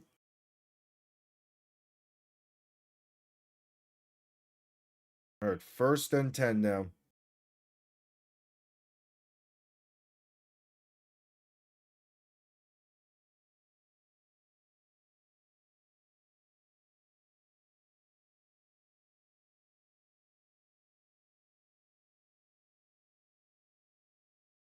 Williams under center, back behind him, 2 receiving options to each side. 1st and 10 from their own 42. Handoff right side. And Monangai is met in the backfield for a loss of 2. It's a 2nd and 12 coming up.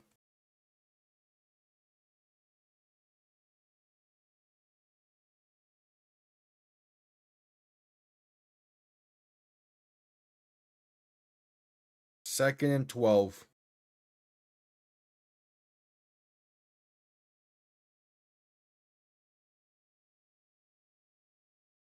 Williams in shotgun, back to his left. 3 receivers to the left as well. Man in motion left to right as Williams looks to throw. Quick pass right side, getting be caught by Luther Burden, but he slips and loses 2. Back to back, not great plays for the Bears. Now we're going to make it a 3rd and 14.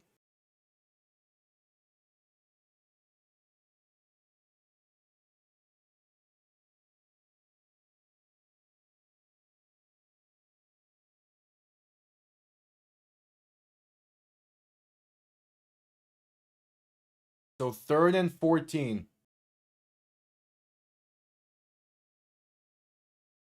Williams in shotgun, back to his right. 3 receiving options to the left. Looking to throw once again. Williams with time. Pass right side, wide open. It's caught for the first. Inside the 30 to the 27 is Ja'Day Walker on the reception. And it's a gain of 19 for Chicago.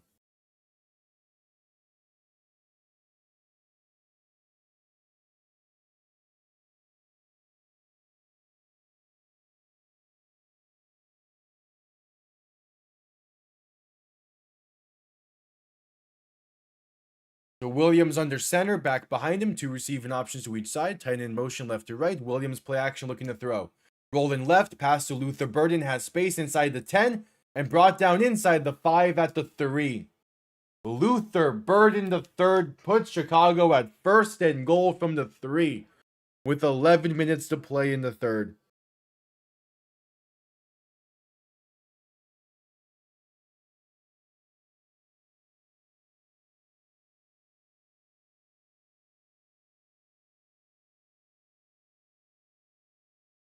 So 1st and goal, Williams under center, back and fullback behind him. Gonna hand this off up the middle, and that is maybe a gain of a yard.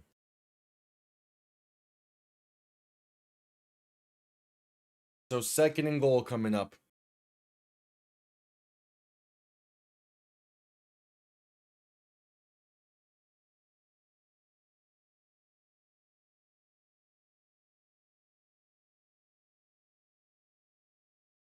Second and goal. 10 minutes to play in the 3rd quarter. Williams in shotgun, back to his left. 2 receiving options to each side. Williams, play action looking to throw. Pass over the middle is off the mark and incomplete. Looking for DJ Moore. 3rd and goal coming up.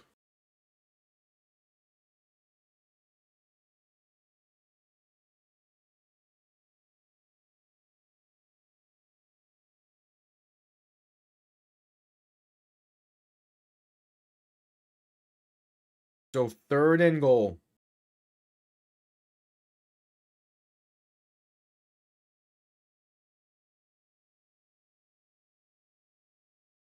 Williams under center, back behind him. 2 receiving options to each side. Handoff, right side. DeAndre Swift is in. Touchdown, Chicago. They're an extra point away from tying this game up at 28.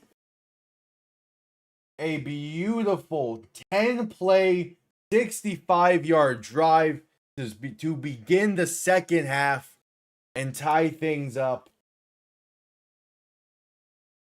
That was damn near a perfect drive. Not perfect because they got down to a 3rd and 14 at one point, but still a really, really good drive. Now the extra point is up, and it is right down the middle. All tied up at 28. So we head to a commercial break.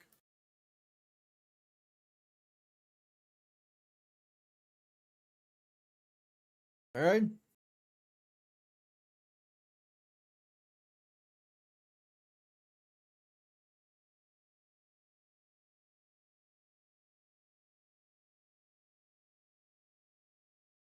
Yep.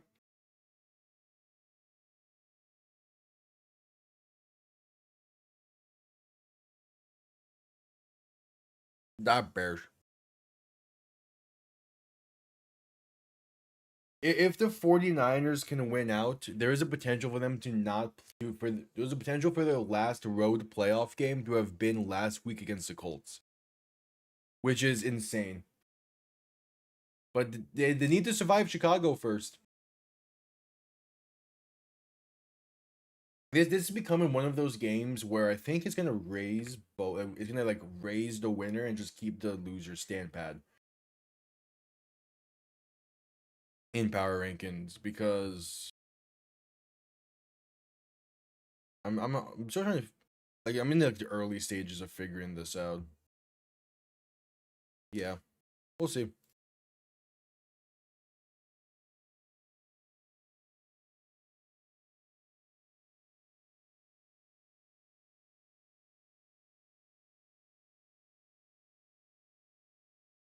At commercial break.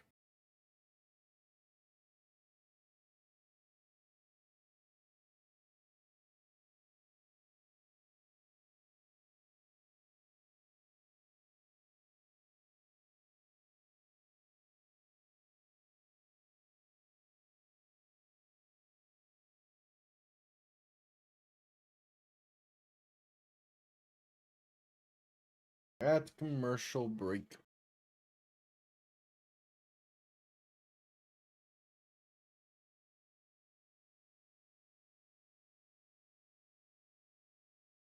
All right, just coming back from commercial break. That's a nice 49ers museum that they got going on in the stadium.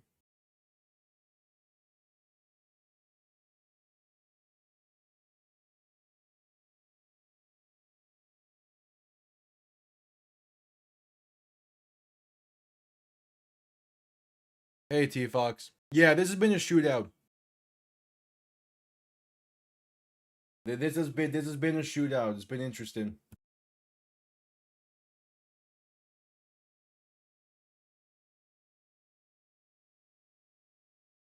Defenses have not shown up, which is kind of surprising, but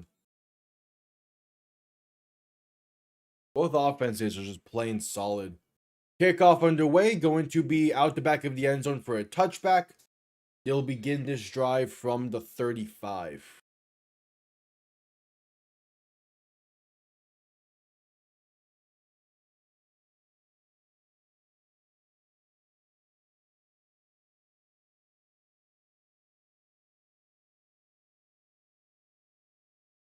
Yeah, Kyle Juszczyk has been a massive factor for the 49ers offense all year.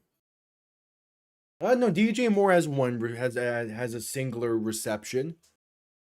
They've been trying to get it to him a little bit. Purdy and shotgun back to his right, 3 receivers to the left, looking to throw. First play of the half is a pass left side for Kendrick Bourne down to the Bear 40. That's a great way to start the half for the 49ers offense.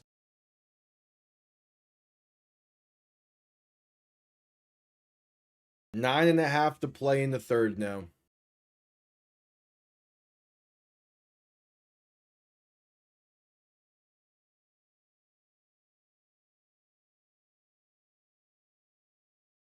Purdy under center, back behind him, 3 receiving options to the left.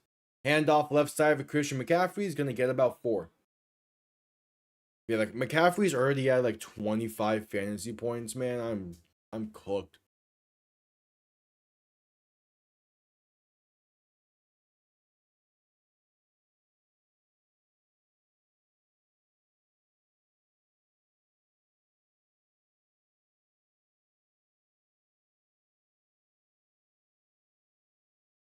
Purdy under center, going to hand this off left side for Christian McCaffrey.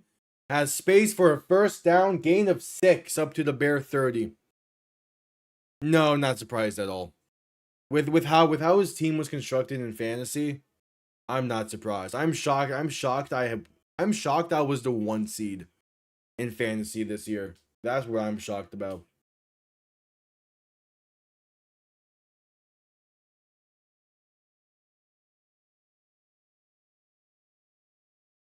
Eight 10 to play in the third. Purdy under center, back behind him. 3 receiving options to the right.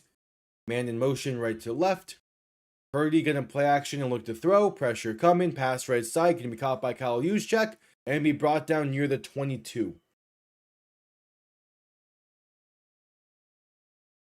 Yeah, well, again, we're also in a 6-man league, so that explains it a bit. As there is the Bears slow to get up after the play.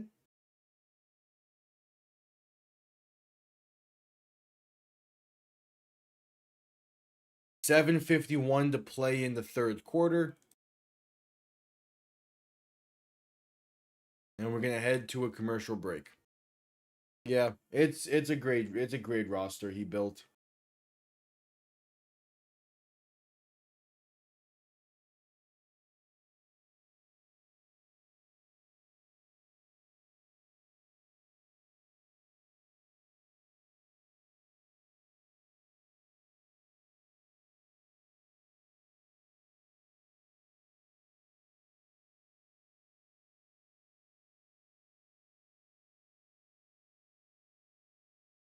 Yep, at commercial break. Maybe. We'll see. I definitely want to open up like the pick'ems some more. But we'll see.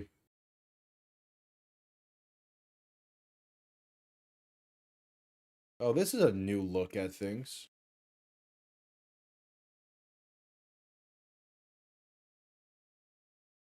That was a new look at the Trojan horse scene for the Odyssey.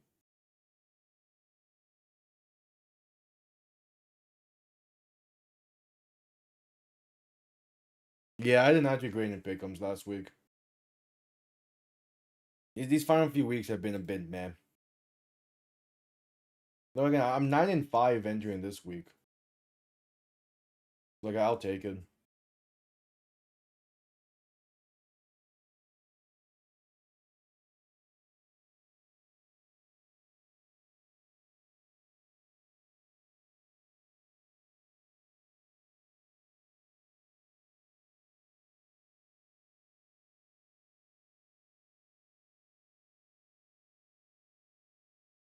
At commercial break still.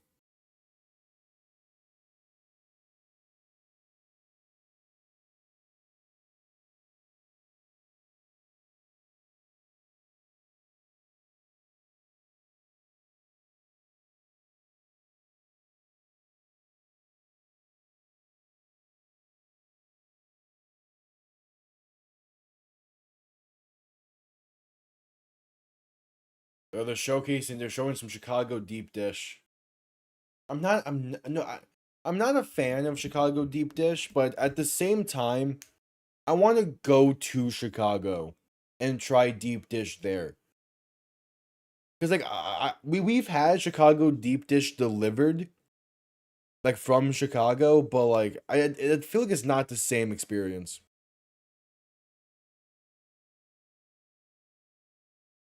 Purdy under center, back behind him, gonna hand this off up the middle for McCaffrey. That's enough for a first and down to the 17.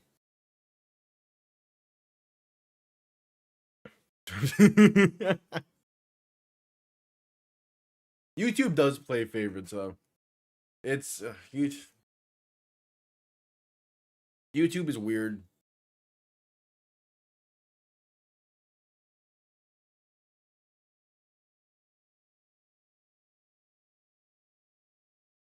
Yeah, I'm not opposed to greasy pizza, right? I'm not opposed to it.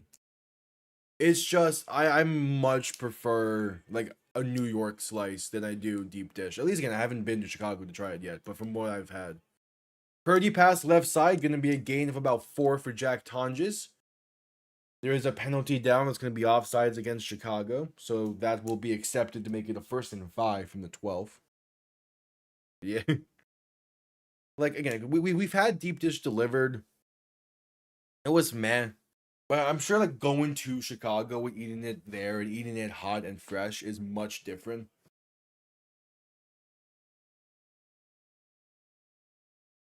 Yep, offsides on Chicago, gonna be a 1st and 5 coming up.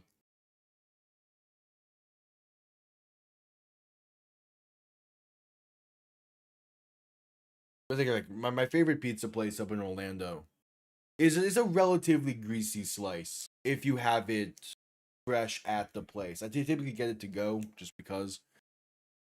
But it's good. Purdy handoff up the middle for Christian McCaffrey, gonna gain about a yard, maybe or yard or so. Gonna be a 2nd and roughly 5. 6:20 to play in the 3rd.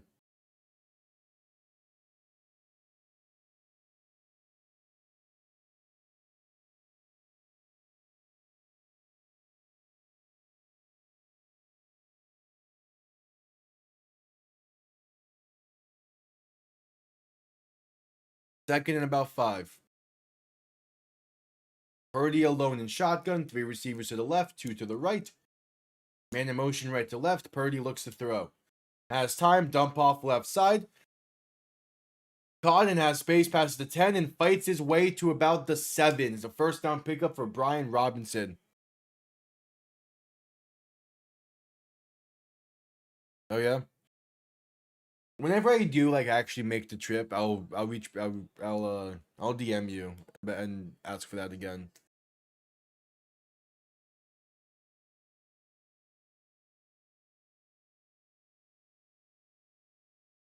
Because I'm not sure when I'll actually make my way out there.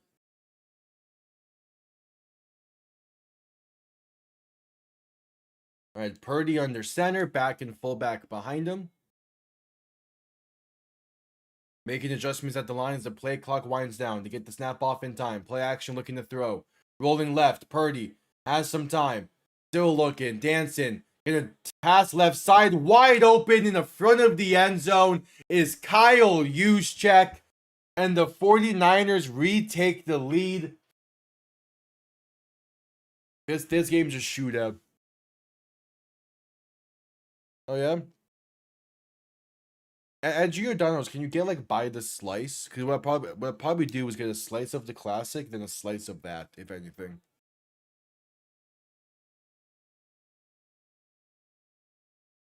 Yeah, Kyle Juszczyk. Because it's Juszczyk. Juszczyk. It's great. His nickname is Juice. Extra point is up and good.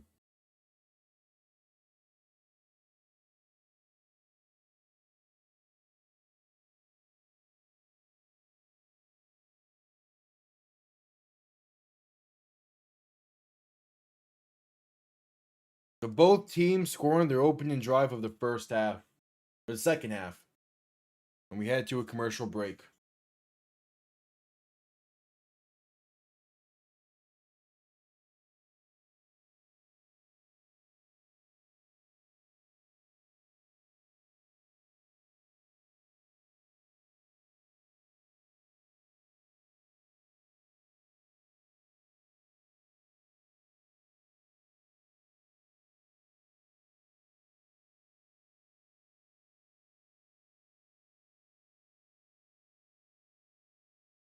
All right.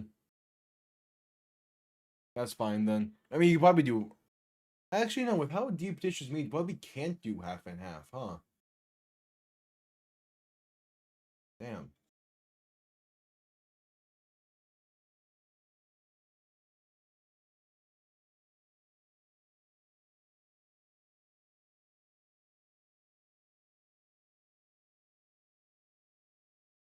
Yeah, true. I mean, it would be tough, but it wouldn't be impossible.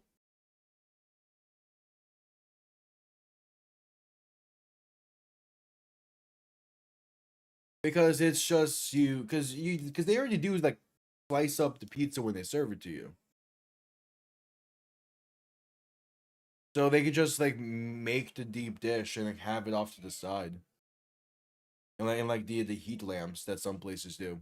There's places in Florida that do that for a standard pie.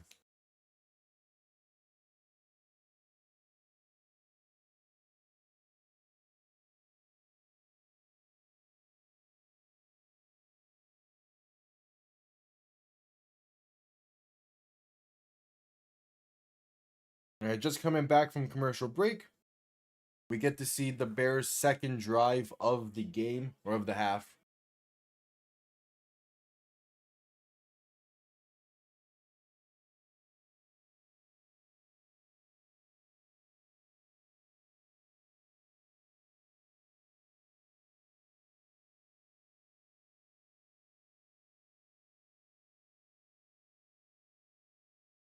Of course, Chris Collinsworth finds a way to bring up Patrick Mahomes in a game between two top teams in the NFC. God, of course, Collinsworth finds a way.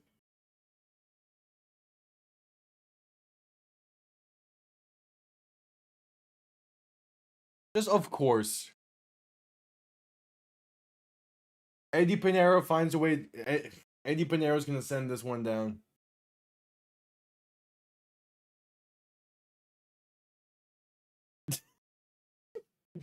Okay, Mike Tirico, I like it.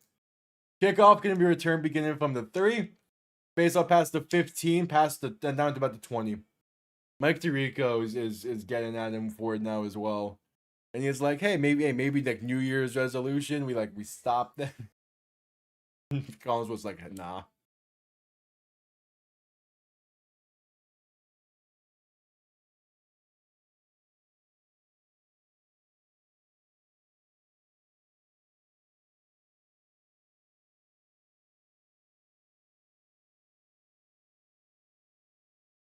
At first and 10.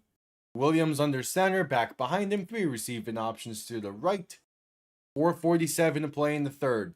Handoff up the middle is going to be a gain of about 4 or 5 for DeAndre Swift. Will depend on probably like 4.5.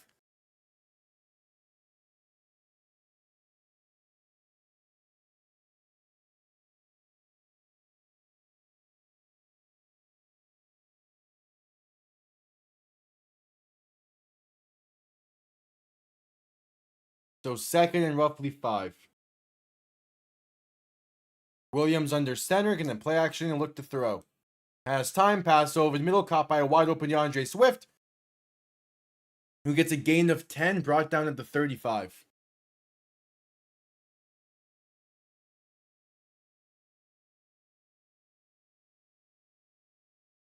First and 10 coming up.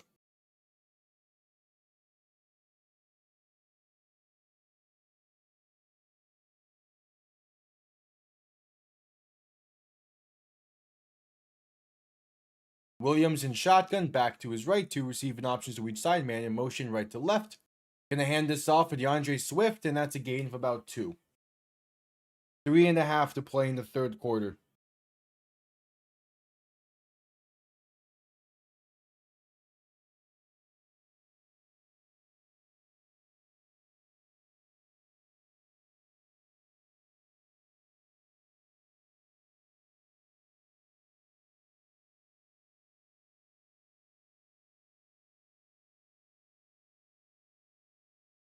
Williams in shotgun, 3 receivers to the left, 2 to the right, looking to throw in 2nd and 8. Pass right side, going to be incomplete, looking for DJ Moore. Tight coverage, and a 3rd and 8 coming up.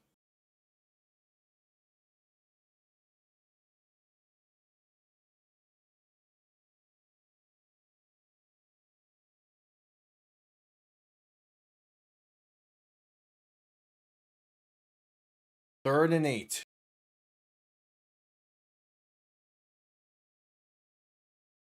.302 to play in the third.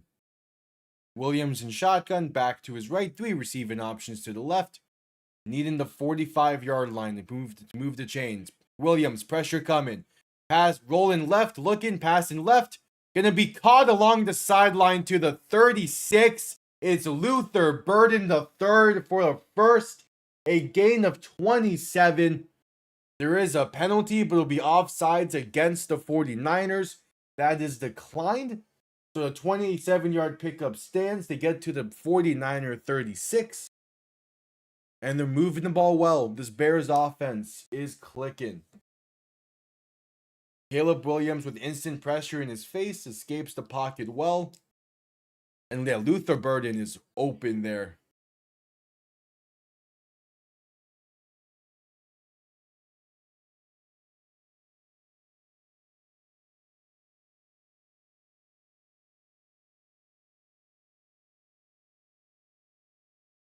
Williams handoff up the middle is going to lose about 2. So a 2nd and 12 coming up with 2:25 to play in the third.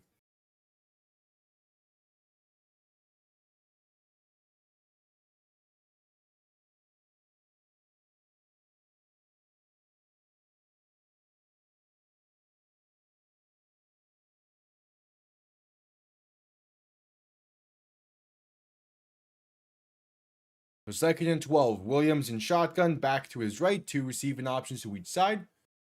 Going to look to throw once again. Pass left side, going to be caught. And that gets inside the 30 to about the 28. Is Ja'Day Walker on the reception. 3rd and 1 coming up.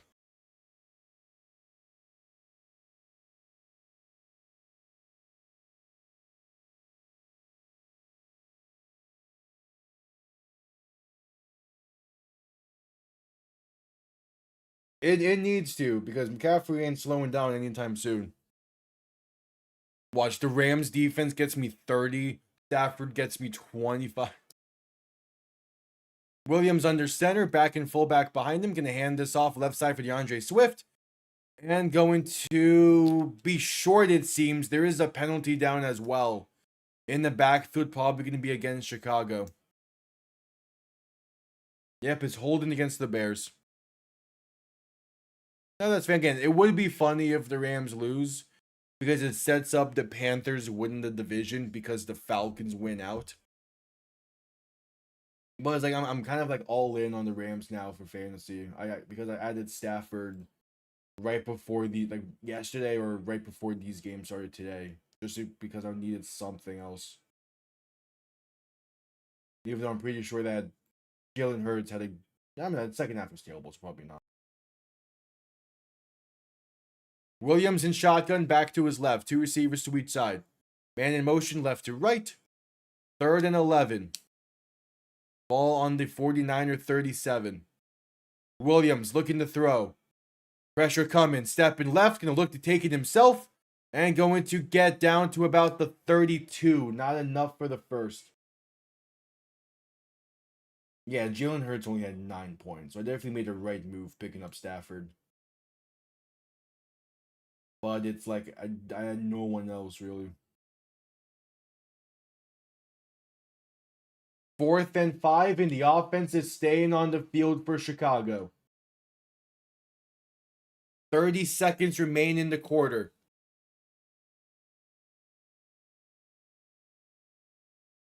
Williams in shotgun, back to his right. 2 receivers to each side. 4th and 5. Play clock winding down. Williams looking to throw. Pass left side. Caught by Colston Loveland. Inside the 25 to the 23. It's a first down pickup for Chicago. And that's the end of the third quarter. 15 minutes remain. A 7-point game in this one. And the question then the game's gonna come down to, and the question is, whose defense will make a stand first? Yeah, I knew, I got that. Like I wouldn't be opposed to the Rams losing because it would be funny. An OT shootout that leads to this game ending 49-49.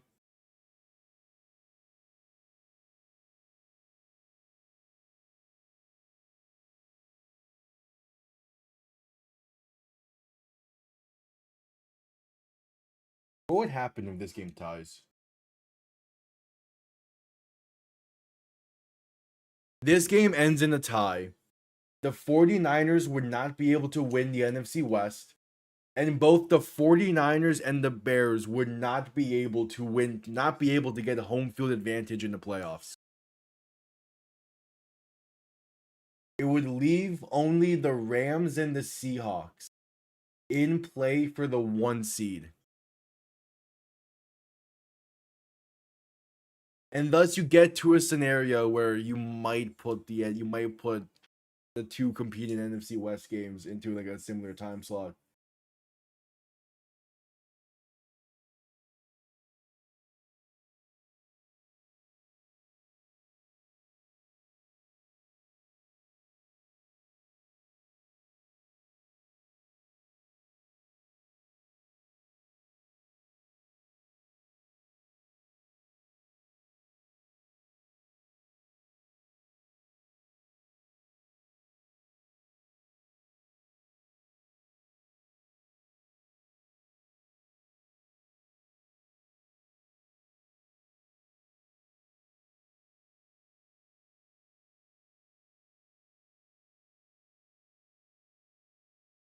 Yep, at commercial break.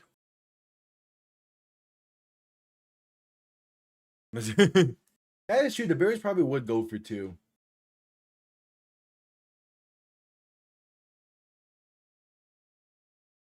But again, it would be funny if this game ends in a tie.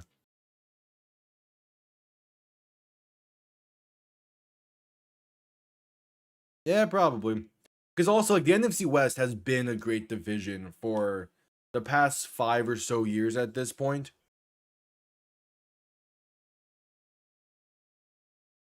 All right, Williams in shotgun, back behind him.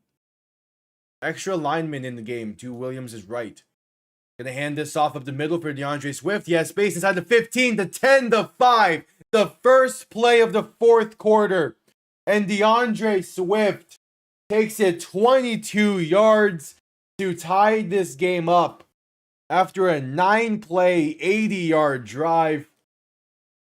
Puts the Bears an extra point away from tying this game up. I would love for a rematch in the playoffs between these 2 teams.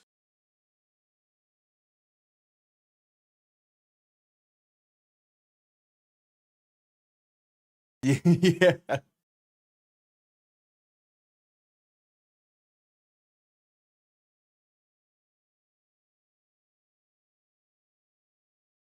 All right, the extra point is up. And it is good.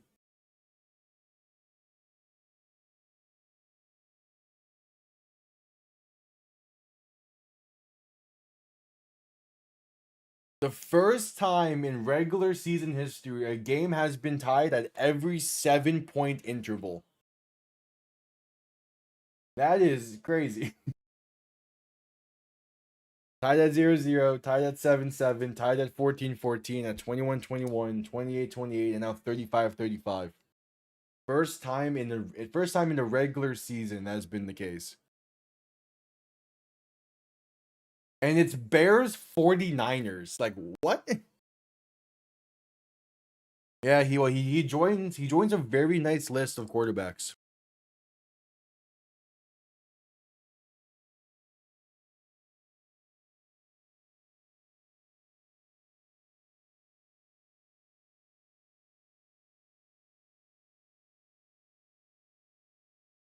Yeah, I have heard that as well. That Monstro is terrible in Kingdom Hearts 1. So have fun with that. Kickoff underway, going to be returned beginning from the 2.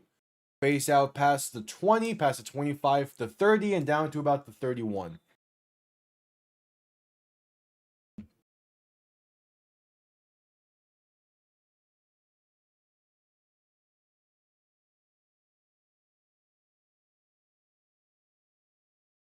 And so the Bears need to win out, and Seattle needs to lose next week to have the 1 seed. The 49ers need to win out to have the 1 seed.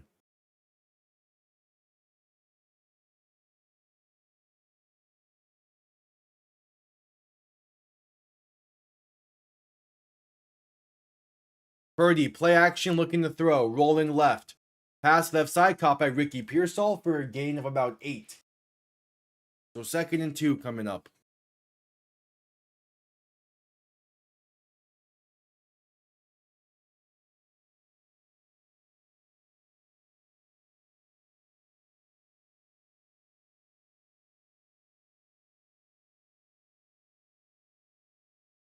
So 2nd and 2. Purdy under center, back behind him, 3 receiving options to the right. Gonna hand off right side for McCaffrey. He's gonna pick up the first and get to about the 44. There is a penalty marker down. Probably gonna be offsides. I know it's offensive holding against the 49ers. So a 2nd and 12 coming up.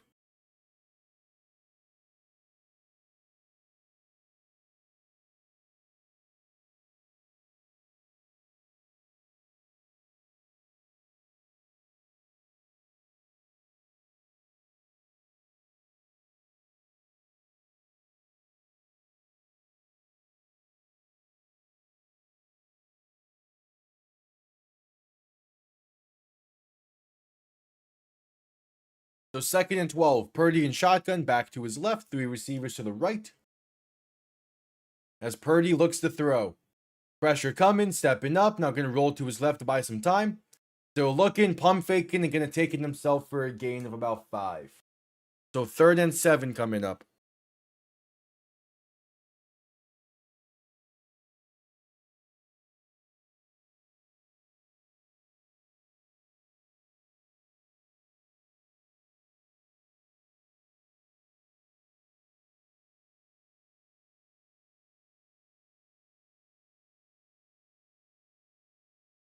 Third and 7.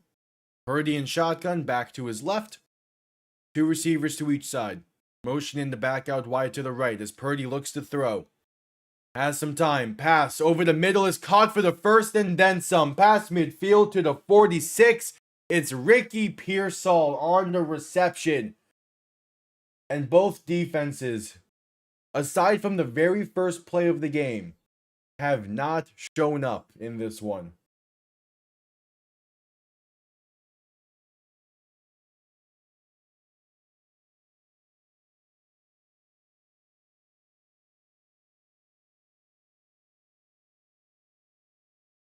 So 1st and 10 coming up.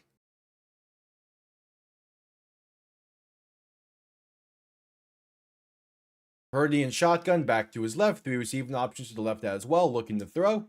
Has time, deep shot right side, going to be overthrown and incomplete. Looking for Pearsall once again. 2nd and 10 coming up.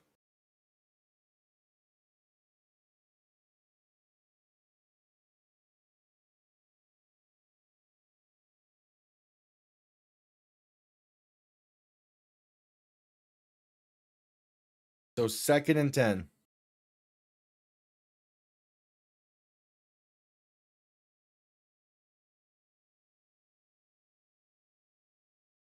Purdy under center, going to hand this off right side for Brian Robinson, who's going to fight forward for about 3 or 4.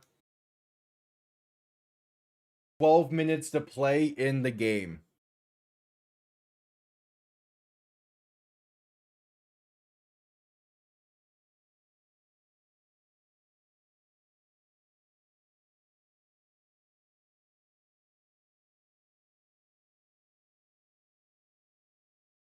So 3rd and about 7. Purdy in shotgun, back to his right. 2 receivers to each side. 3rd and 7 from the Bear 42.5. Purdy looking to throw. Pressure coming. Pass left side is short-armed and incomplete in the vicinity of Jawan Jennings. So it's a 4th and 7. And they're not quite in field goal range. It would be a 60-yard kick for Eddie Pinheiro from where they're at currently.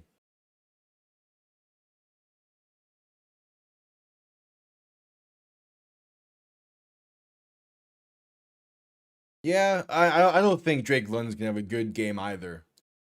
They're both going against some pretty weird. I mean, DJ Moore should be having a good game with how well the Bears have been playing. As the 49ers gonna punt this one away, trying to pin the Bears deep. They fair catch this at the 11. So the Bears have a chance with 11:23 to play in the game.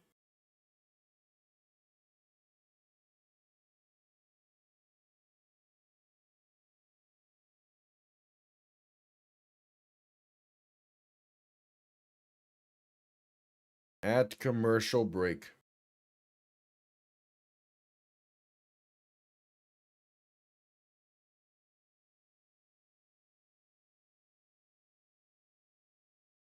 This is the opportunity for Chicago. Get the lead and maintain some control. We'll see.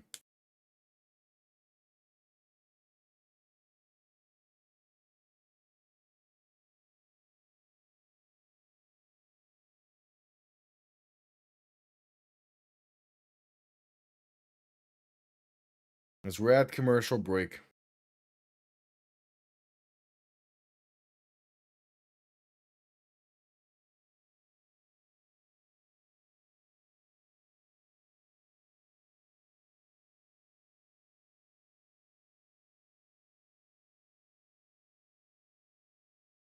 At commercial break.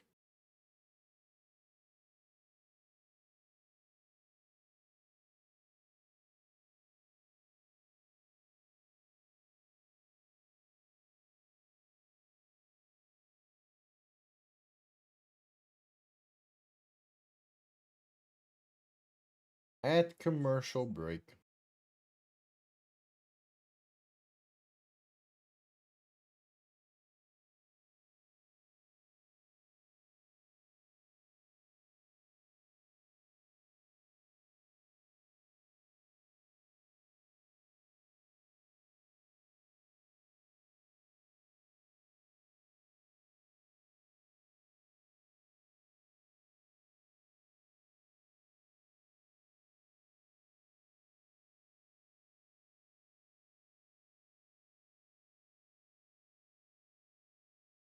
At commercial break. Here we go. Just getting back from commercial break. Yeah, the Winter Olympics is around the corner.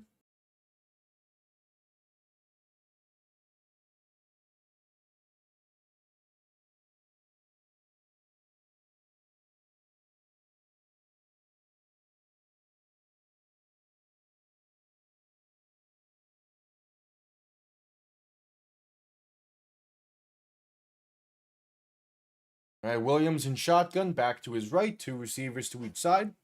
1st and 10 from their own 11. Big time drive here for Chicago. Williams looking to throw. Pass right side, caught by a wide open Luther Burden. Has space past the 25, past the 30, past the 35, and finally brought down near the 36. Luther Burden, 25 yards. And the Bears have a lot more breathing room now. Yeah, because the Bears have added a lot more weapons this year. They added Luther Burden. They added Colston Loveland. Callum Ananga has come out of pretty much nowhere and been a great piece for them. The Bears have expanded their playbook and have utilized more of their talent. Williams under center, gonna play action and look to throw. Rolling left, still looking, going to break off one tackle and keep it himself for a gain of about 3.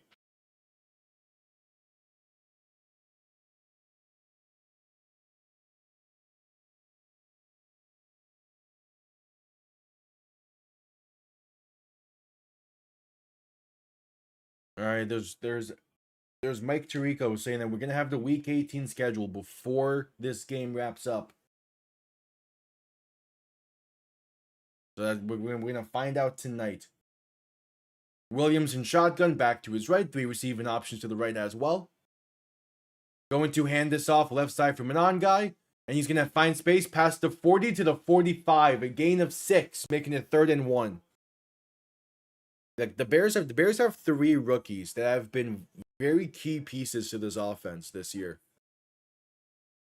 Which is great and also scary for the rest of the league because they're only going to get better ideally.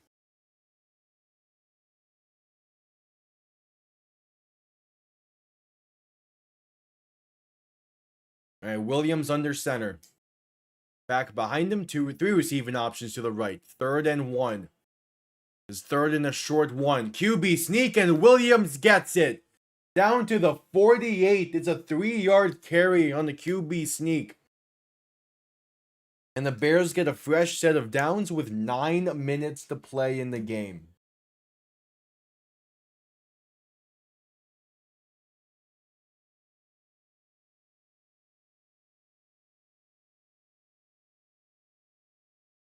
So 1st and 10.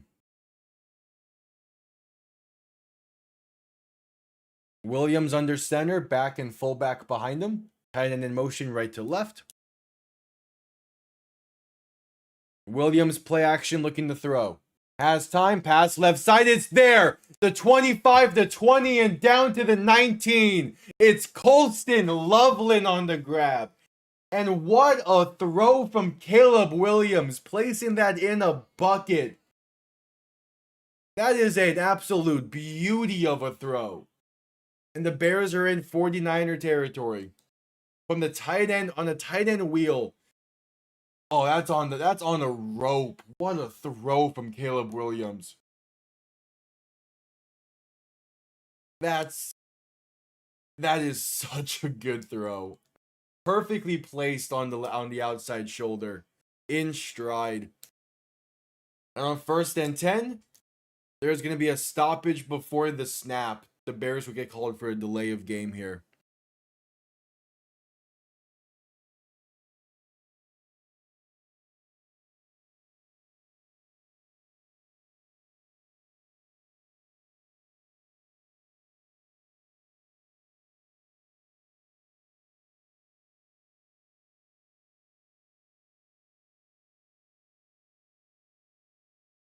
So 1st and 15.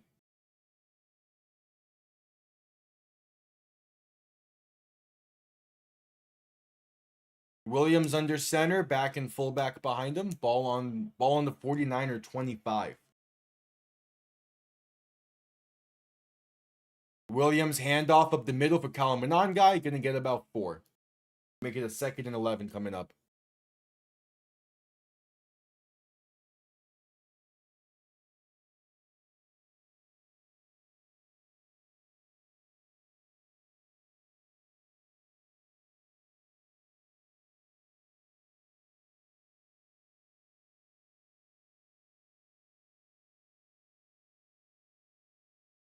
So 2nd and 11.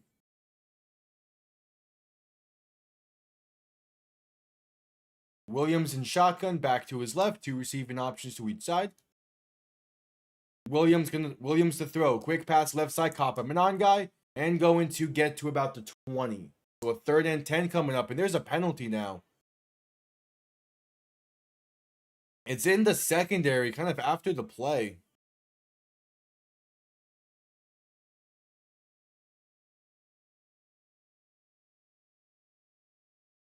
Oh, yep, there's a face mask grab. Gonna be against the 49ers. He grabbed a bit of face mask.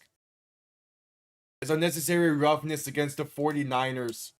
Tack on 15 and an automatic 1st down. Actually, half the distance to the goal. And an automatic 1st down. It'll be 1st and goal from the 10.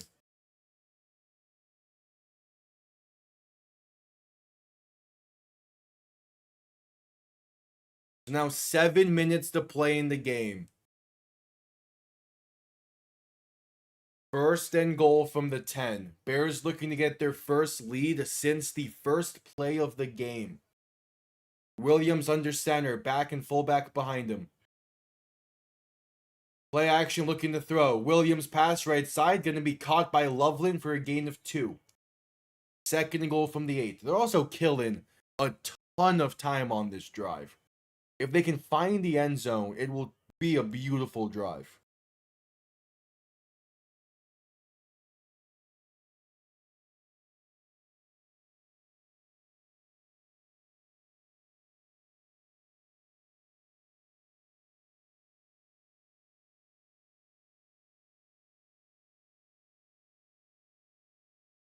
Williams under center, going to play action and look to throw.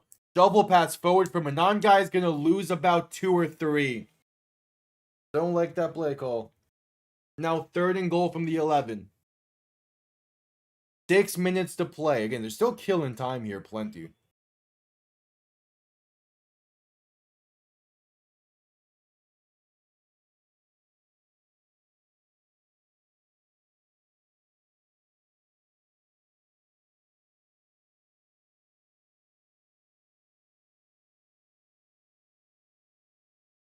So Williams in shotgun, back to his left, 2 receivers to each side. Third and goal from the 11. Man in motion right to left. Williams to throw. Has time. Pass left side, going to be high and incomplete. Looking for Kyle Monangai in the flat. Fourth and goal, 5:26 to play in the game. And out comes Cairo Santos to put the Bears on top. Yeah, I know dodgeball. Why?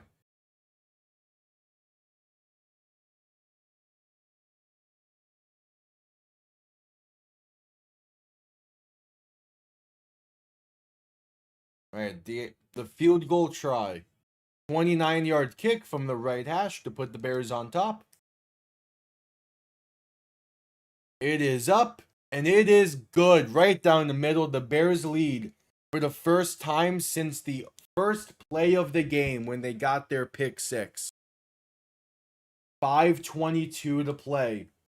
And now the ball goes to Brock Purdy and his 49ers offense.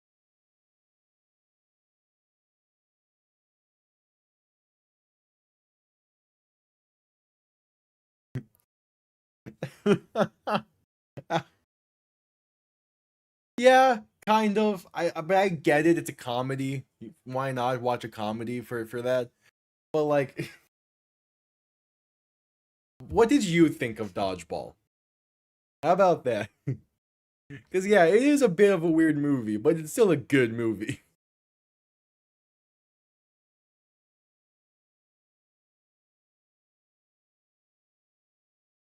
His, I should not be fully surprised.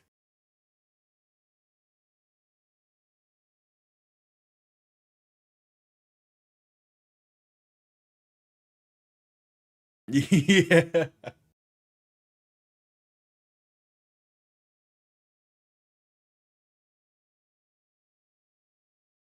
It's a good movie, but yeah, definitely not a movie I would watch first date. But it is a good movie. That's for like, you're a few months maybe into a relationship. You turn that on one night, just a fuck it.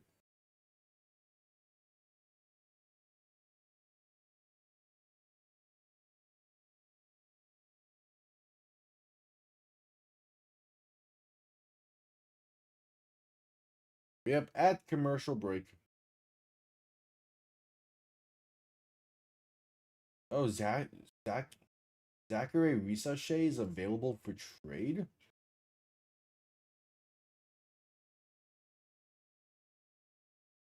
Yeah, again, good movie. A lot of movies like that, like Talladega Nights, is in that same category for me, where it's a really good movie and a great comedy. Probably not one I would watch first date though. Yeah,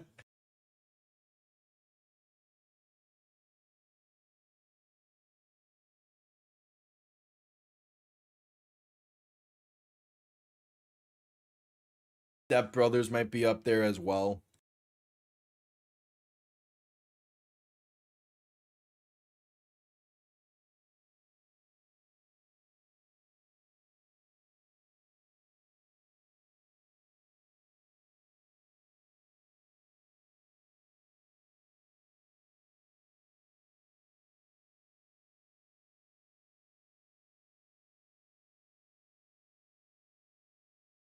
All right. Kickoff underway with 5:22 to play. Gonna bounce and be returned beginning from the 6. Face out past the 20 and down to the 25. Oh, Step Brothers. Step Brothers is a great movie. It is that's a great movie.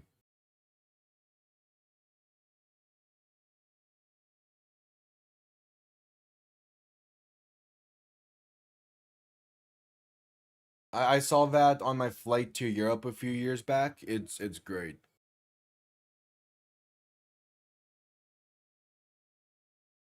Purdy under center, back behind him. Handoff up the middle for McCaffrey, going to get about 4 up to the 29. 5 minutes to play in the game and counting.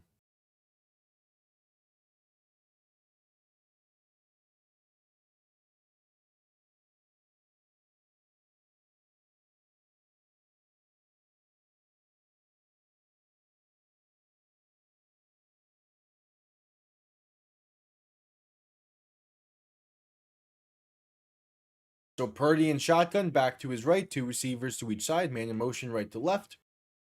McCaffrey looking to throw. Purdy looking to throw. Pressure coming, pass over the middle, going to be incomplete. Looking for Christian McCaffrey. 3rd and 6 coming up. DJ Gardner-Johnson in coverage. So 3rd and 6, 4:32 to play. A big time 3rd down here for the 49ers.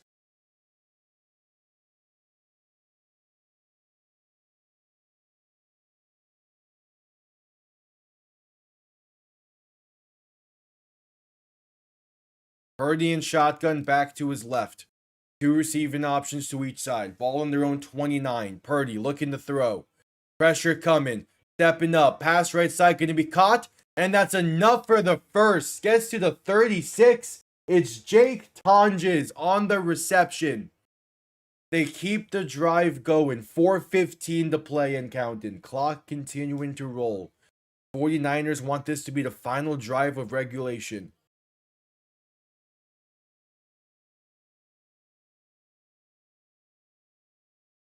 First and 10 from their own 36. Purdy under center, looking to throw once again. Has time, dump off over the middle, caught by Christian McCaffrey for a gain of about 3. 3:45 to play and going. They're killing a ton of time here.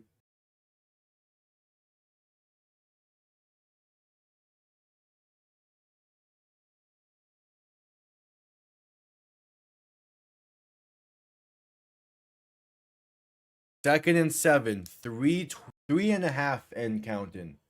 Purdy and shotgun. A back to each side. 2nd and 7 from their own 39. Purdy looking to throw. Pass right side, gonna be dropped. Looking for Tonjes on the tight end screen. There's gonna be a penalty down as well.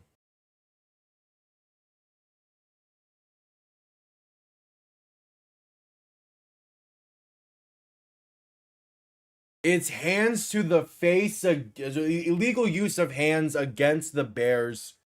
5 yards and an automatic first down being called against Gervon Dexter. So a 1st and 10 from the 49ers own 44. 3:14 to play in the game. Yeah, that left hand gets a fistful of face mask there.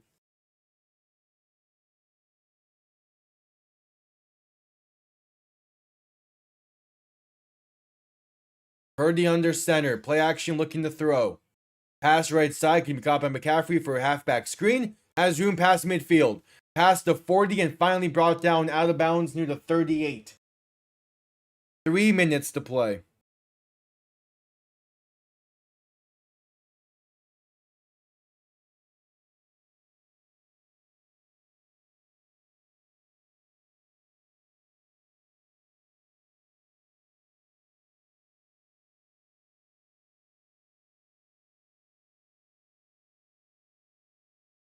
.304 the play. Purdy in shotgun, back to his right. 3 receiving options to the left. Handoff up the middle for Brian Robinson. Going to be stuffed at the line for no gain. And they're going to let this clock run a bit more. Minimum of 1 more play needed before the 2-minute warning.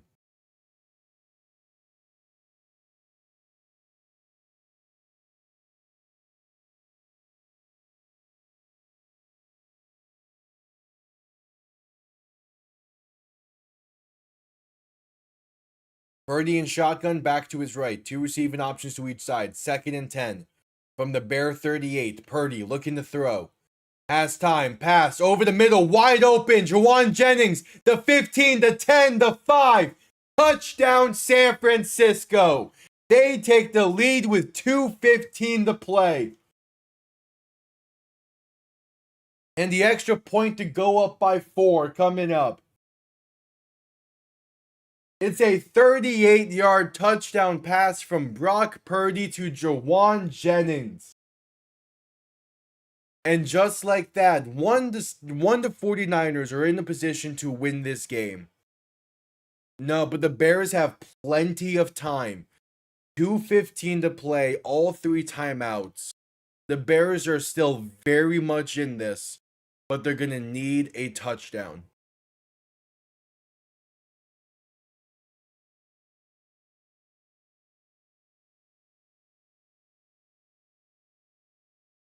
So the extra point is up, and it's a 4-point 49er lead.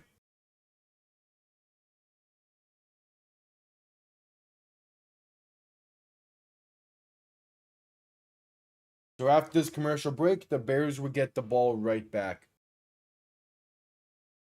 And it's that stop in goal to go from the 49ers defense that might have just won them this game.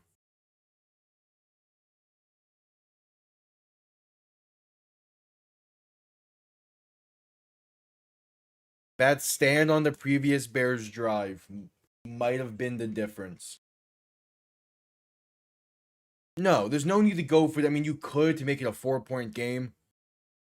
But no, there's no point. There's no point of going for 2. Because if you fail the 2-point, a field goal wins the game for the 49ers. Instead of just sending it to overtime. You take the extra point every time. Because the bottom line is you want the 49ers to have to get a touchdown to win on their next drive when they don't have a lot of time left. You don't want to give them a chance to win the game off of a field goal.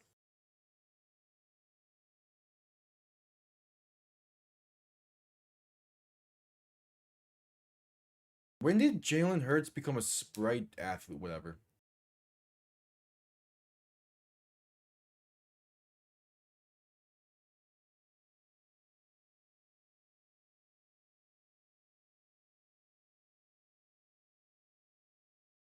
It's up there. It might be. What would be higher scoring games this year? Because with that touchdown, it just surpassed Seahawks Rams. But I do want to say the Seahawks have had. It also have now passed Seahawks Buccaneers, I think. What would the highest scoring game be of the year?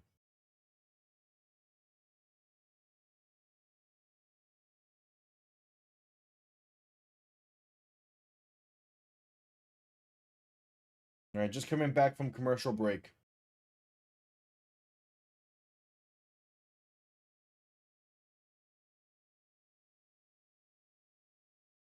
It might be this one. Yeah, so I guess this would be the highest scoring game of the year then. I can't think of another game that had a team in the 40s and a team in the 30s. No, Rams Lions from a few weeks back. I think it's still just more.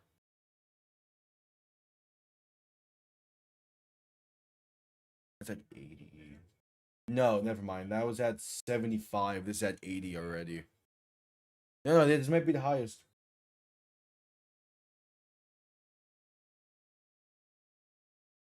Yeah. So kickoff underway. Going to be down in the end zone for a touchback. You begin from the 35. Yeah, I think this is the highest scoring game of the season so far.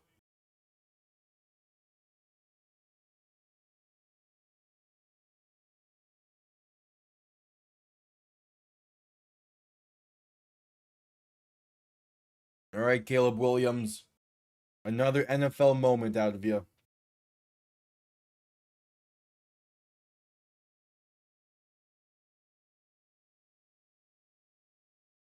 Need another fourth quarter game winning drive.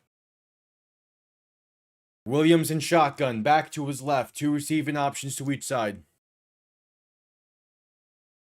Williams going to hand this off up the middle for DeAndre Swift, and that's a gain of about 5 up to the 40.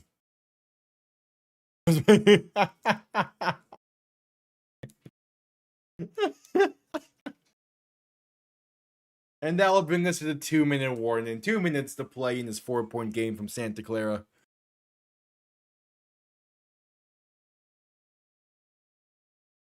The Battle of the Crown.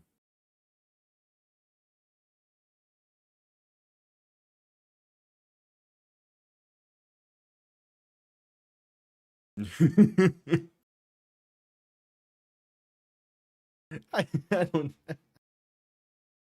The crown system is so funny. I'm glad. I'm happy YouTube added it. This is no longer.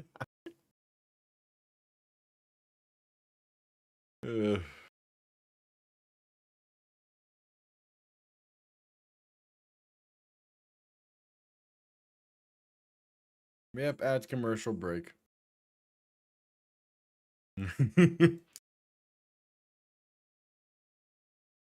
I forgot that Sonic added a Smash Burger to their menu.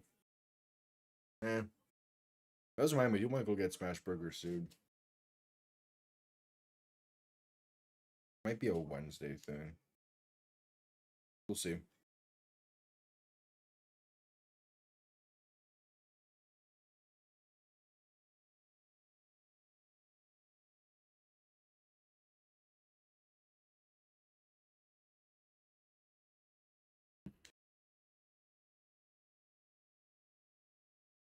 It's been a long time since I've had Sonic. But it's just there's a better local Smash Burger place that I would get instead. Yeah, because crowns have always gone to the most rightful person of them. There've never been any weird shenanigans surrounding the crown in history.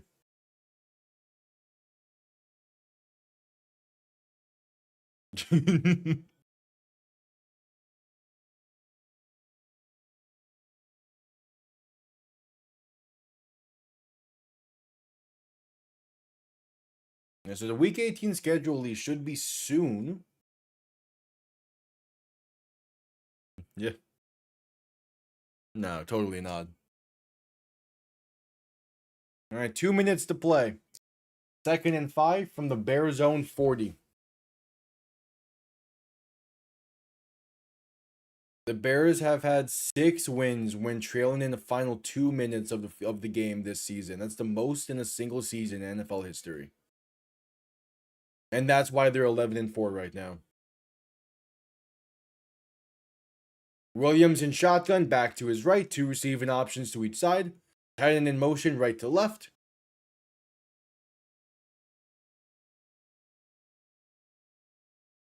Williams looking to throw. Has some time. Pass right side, going to be incomplete. Looking for DeAndre Swift. Off the mark. And now there's a penalty.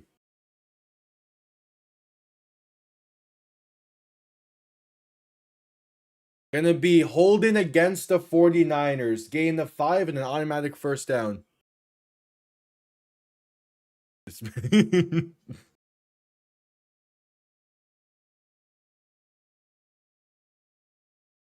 The Crown Saga.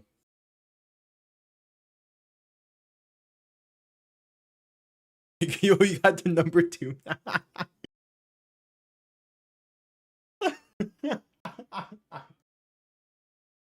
The system's buzzed. Williams in shotgun, back to his right. 3 receivers to the left. 1st and 10 from about the 44.5 yard line. Williams looking to throw.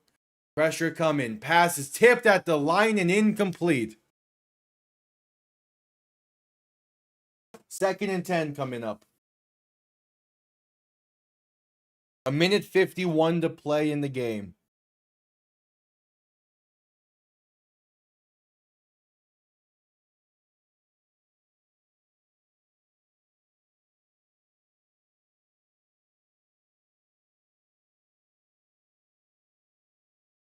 Second and 10. Williams in shotgun, back to his left, 2 receivers to each side. Play clock winding down. Williams looking to throw. Pass right side, caught by DeAndre Swift, going to get past midfield and down to about the 49. It'll be a 3rd and roughly 4 coming up. The Bears going hurry up, 1:35 to play. Williams in shotgun, back to his right, 2 receiving options to each side. The 49ers are looking confused looking confused. To the point where they will call their first timeout. I think they had 12 men on the field there, I couldn't quite tell. By the way, the 49ers called their first timeout with 1:24 to play in the game. 3rd and 4.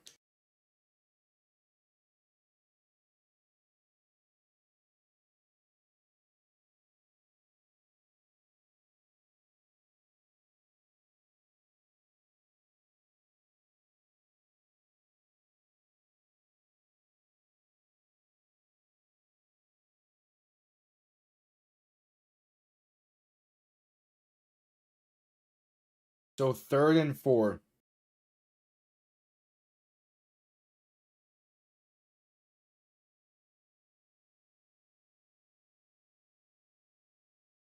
Yes. The 85 Bears had the Super Bowl shuffle.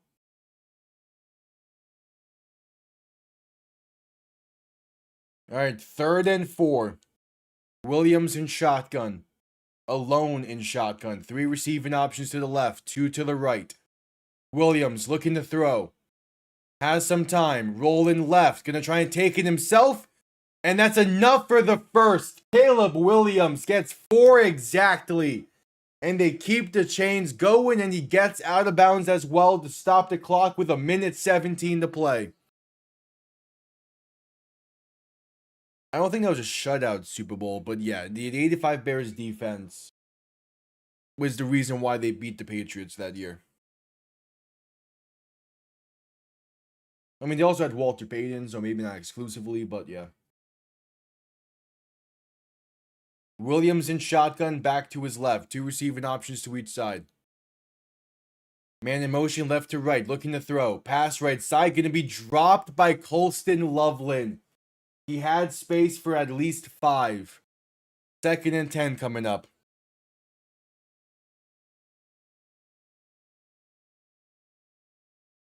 So 2nd and 10. 1:13 to play.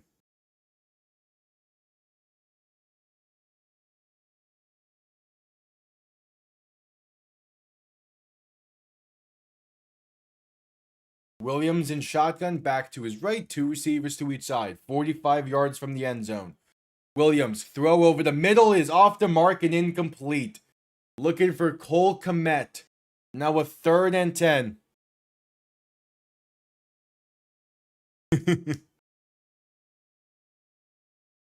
Big time 3rd down. You want, I mean, you can go for it either way. But you want at least 5 yards to make it a more manageable 3rd down.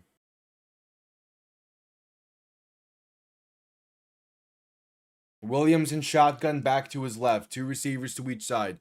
Man in motion left to right. Williams looking to throw. Pass right side, going to be caught by Burden. Makes 1 man miss and has the first.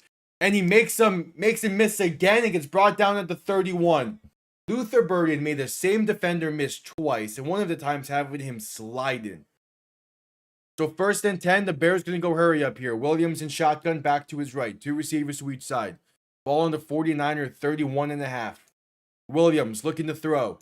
Pass left side, going to be caught and brought down near the 26. Is Luther Burden once again, and the Bears will call their first timeout. 39 seconds to play.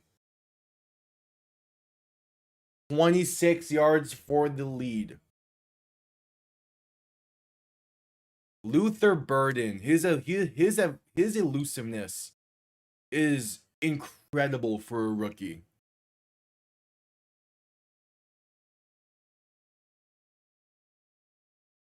Yeah, it's going to be a second and about 5.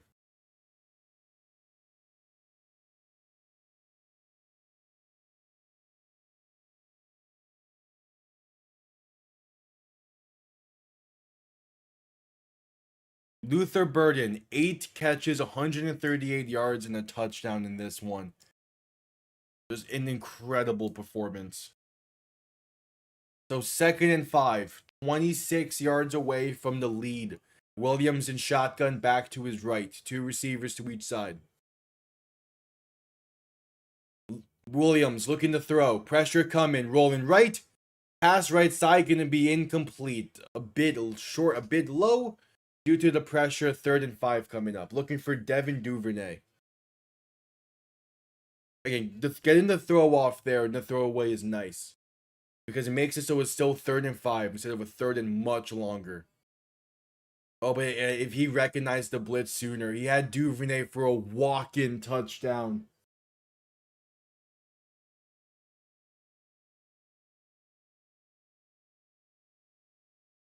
All right, Williams in shotgun back to his right. 3 receivers to the left. 36 seconds. 3rd and 5. Man in motion left to right. Williams looking to throw. Pass right side gonna be dropped. Luther Burden couldn't hang on. Is his first drop of the game. And now a 4th and 5. And the game comes down to this.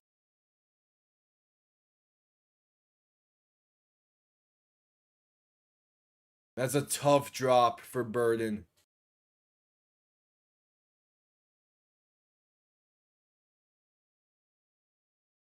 Fourth and 5.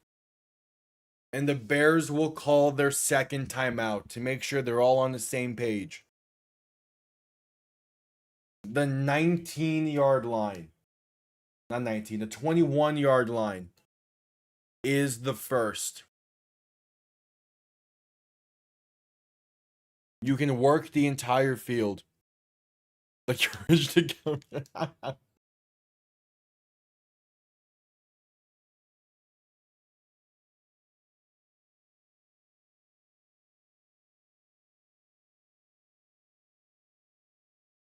Again, you can work the entire field. You have a timeout remaining. The goal is to just get the first.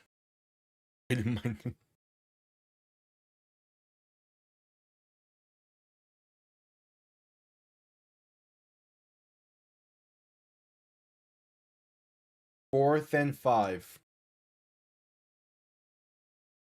Bears break the huddle with 20 seconds in the play clock. Williams in shotgun, back to his left. 2 receivers to each side. For the game. Man in motion left to right. Williams to throw.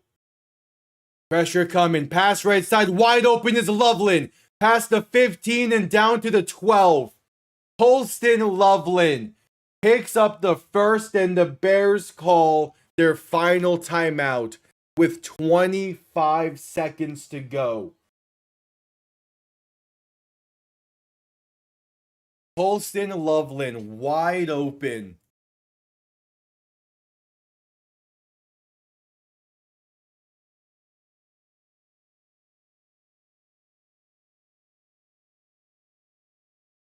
So 1st and 10 from about the 13, maybe the 12. 26 seconds. No more timeouts. Pretty much everything needs to be towards the end zone. In theory, you could still do something over the middle, hurry up and spike it. But you don't really want to have you don't really want to be wasting plays here.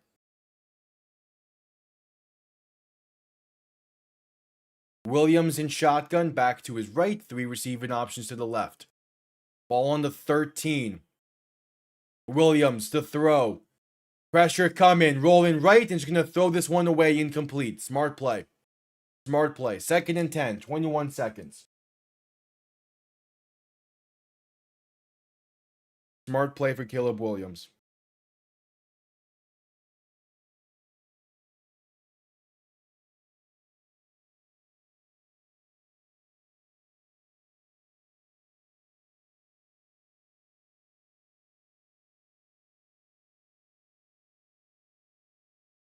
So 2nd and 10. Williams in shotgun back to his left. 2 receivers to each side. Williams looking to throw. Pass right side. It's a hook and ladder. Pass the 5 and DeAndre Swift's down to the 2. Have to go hurry up and spike it. It's a first down. Have to go quick. 7 seconds. Williams under center. They spike it with 4 seconds to play. One final play. 2nd and goal from the 2.5-yard line. Hell yeah. The hook and ladder between Colston Loveland and DeAndre Swift gets the first. It comes down to one play. The 1 seed on the line. Williams in shotgun, back to his right. Williams, the throw. Has time. Rolling left, breaks off 1 sack. Still looking. Williams, still looking. Pass, end zone is incomplete. The 49ers hang on. And it comes down to a Week 18 matchup between the Seattle Seahawks for the NFC West and for the division. The Rams have a playoff spot in place, but they have been eliminated from the NFC West title. It all comes down to Week 18, the 49ers and the Seahawks. It all comes down to that. Because there's 4 seconds remaining. You can't run the ball there. You don't have time. You need to just pass it and hope someone gets open. No one did in time. Okay, but that's different. The Seahawks had plenty of time remaining to be able to run the ball. Yeah, there's 4 seconds remaining. If you run the ball and you get stuffed, you can't stop the clock any. Because that would be a potential for running the ball. At least passing it, you know you're going to get the ball into the end zone. But with the Seahawks in the Super Bowl, they had like 1:50 to play, maybe 1:30. They could have run the ball easily. But still, incredible effort from Caleb Williams. So the Bears will be stuck at either the 2 or the 3 seed. And the 49ers, with a win against the Seahawks next week, at home, it's in San Francisco, would get the 1 seed in the NFC. 1 win away for San Francisco.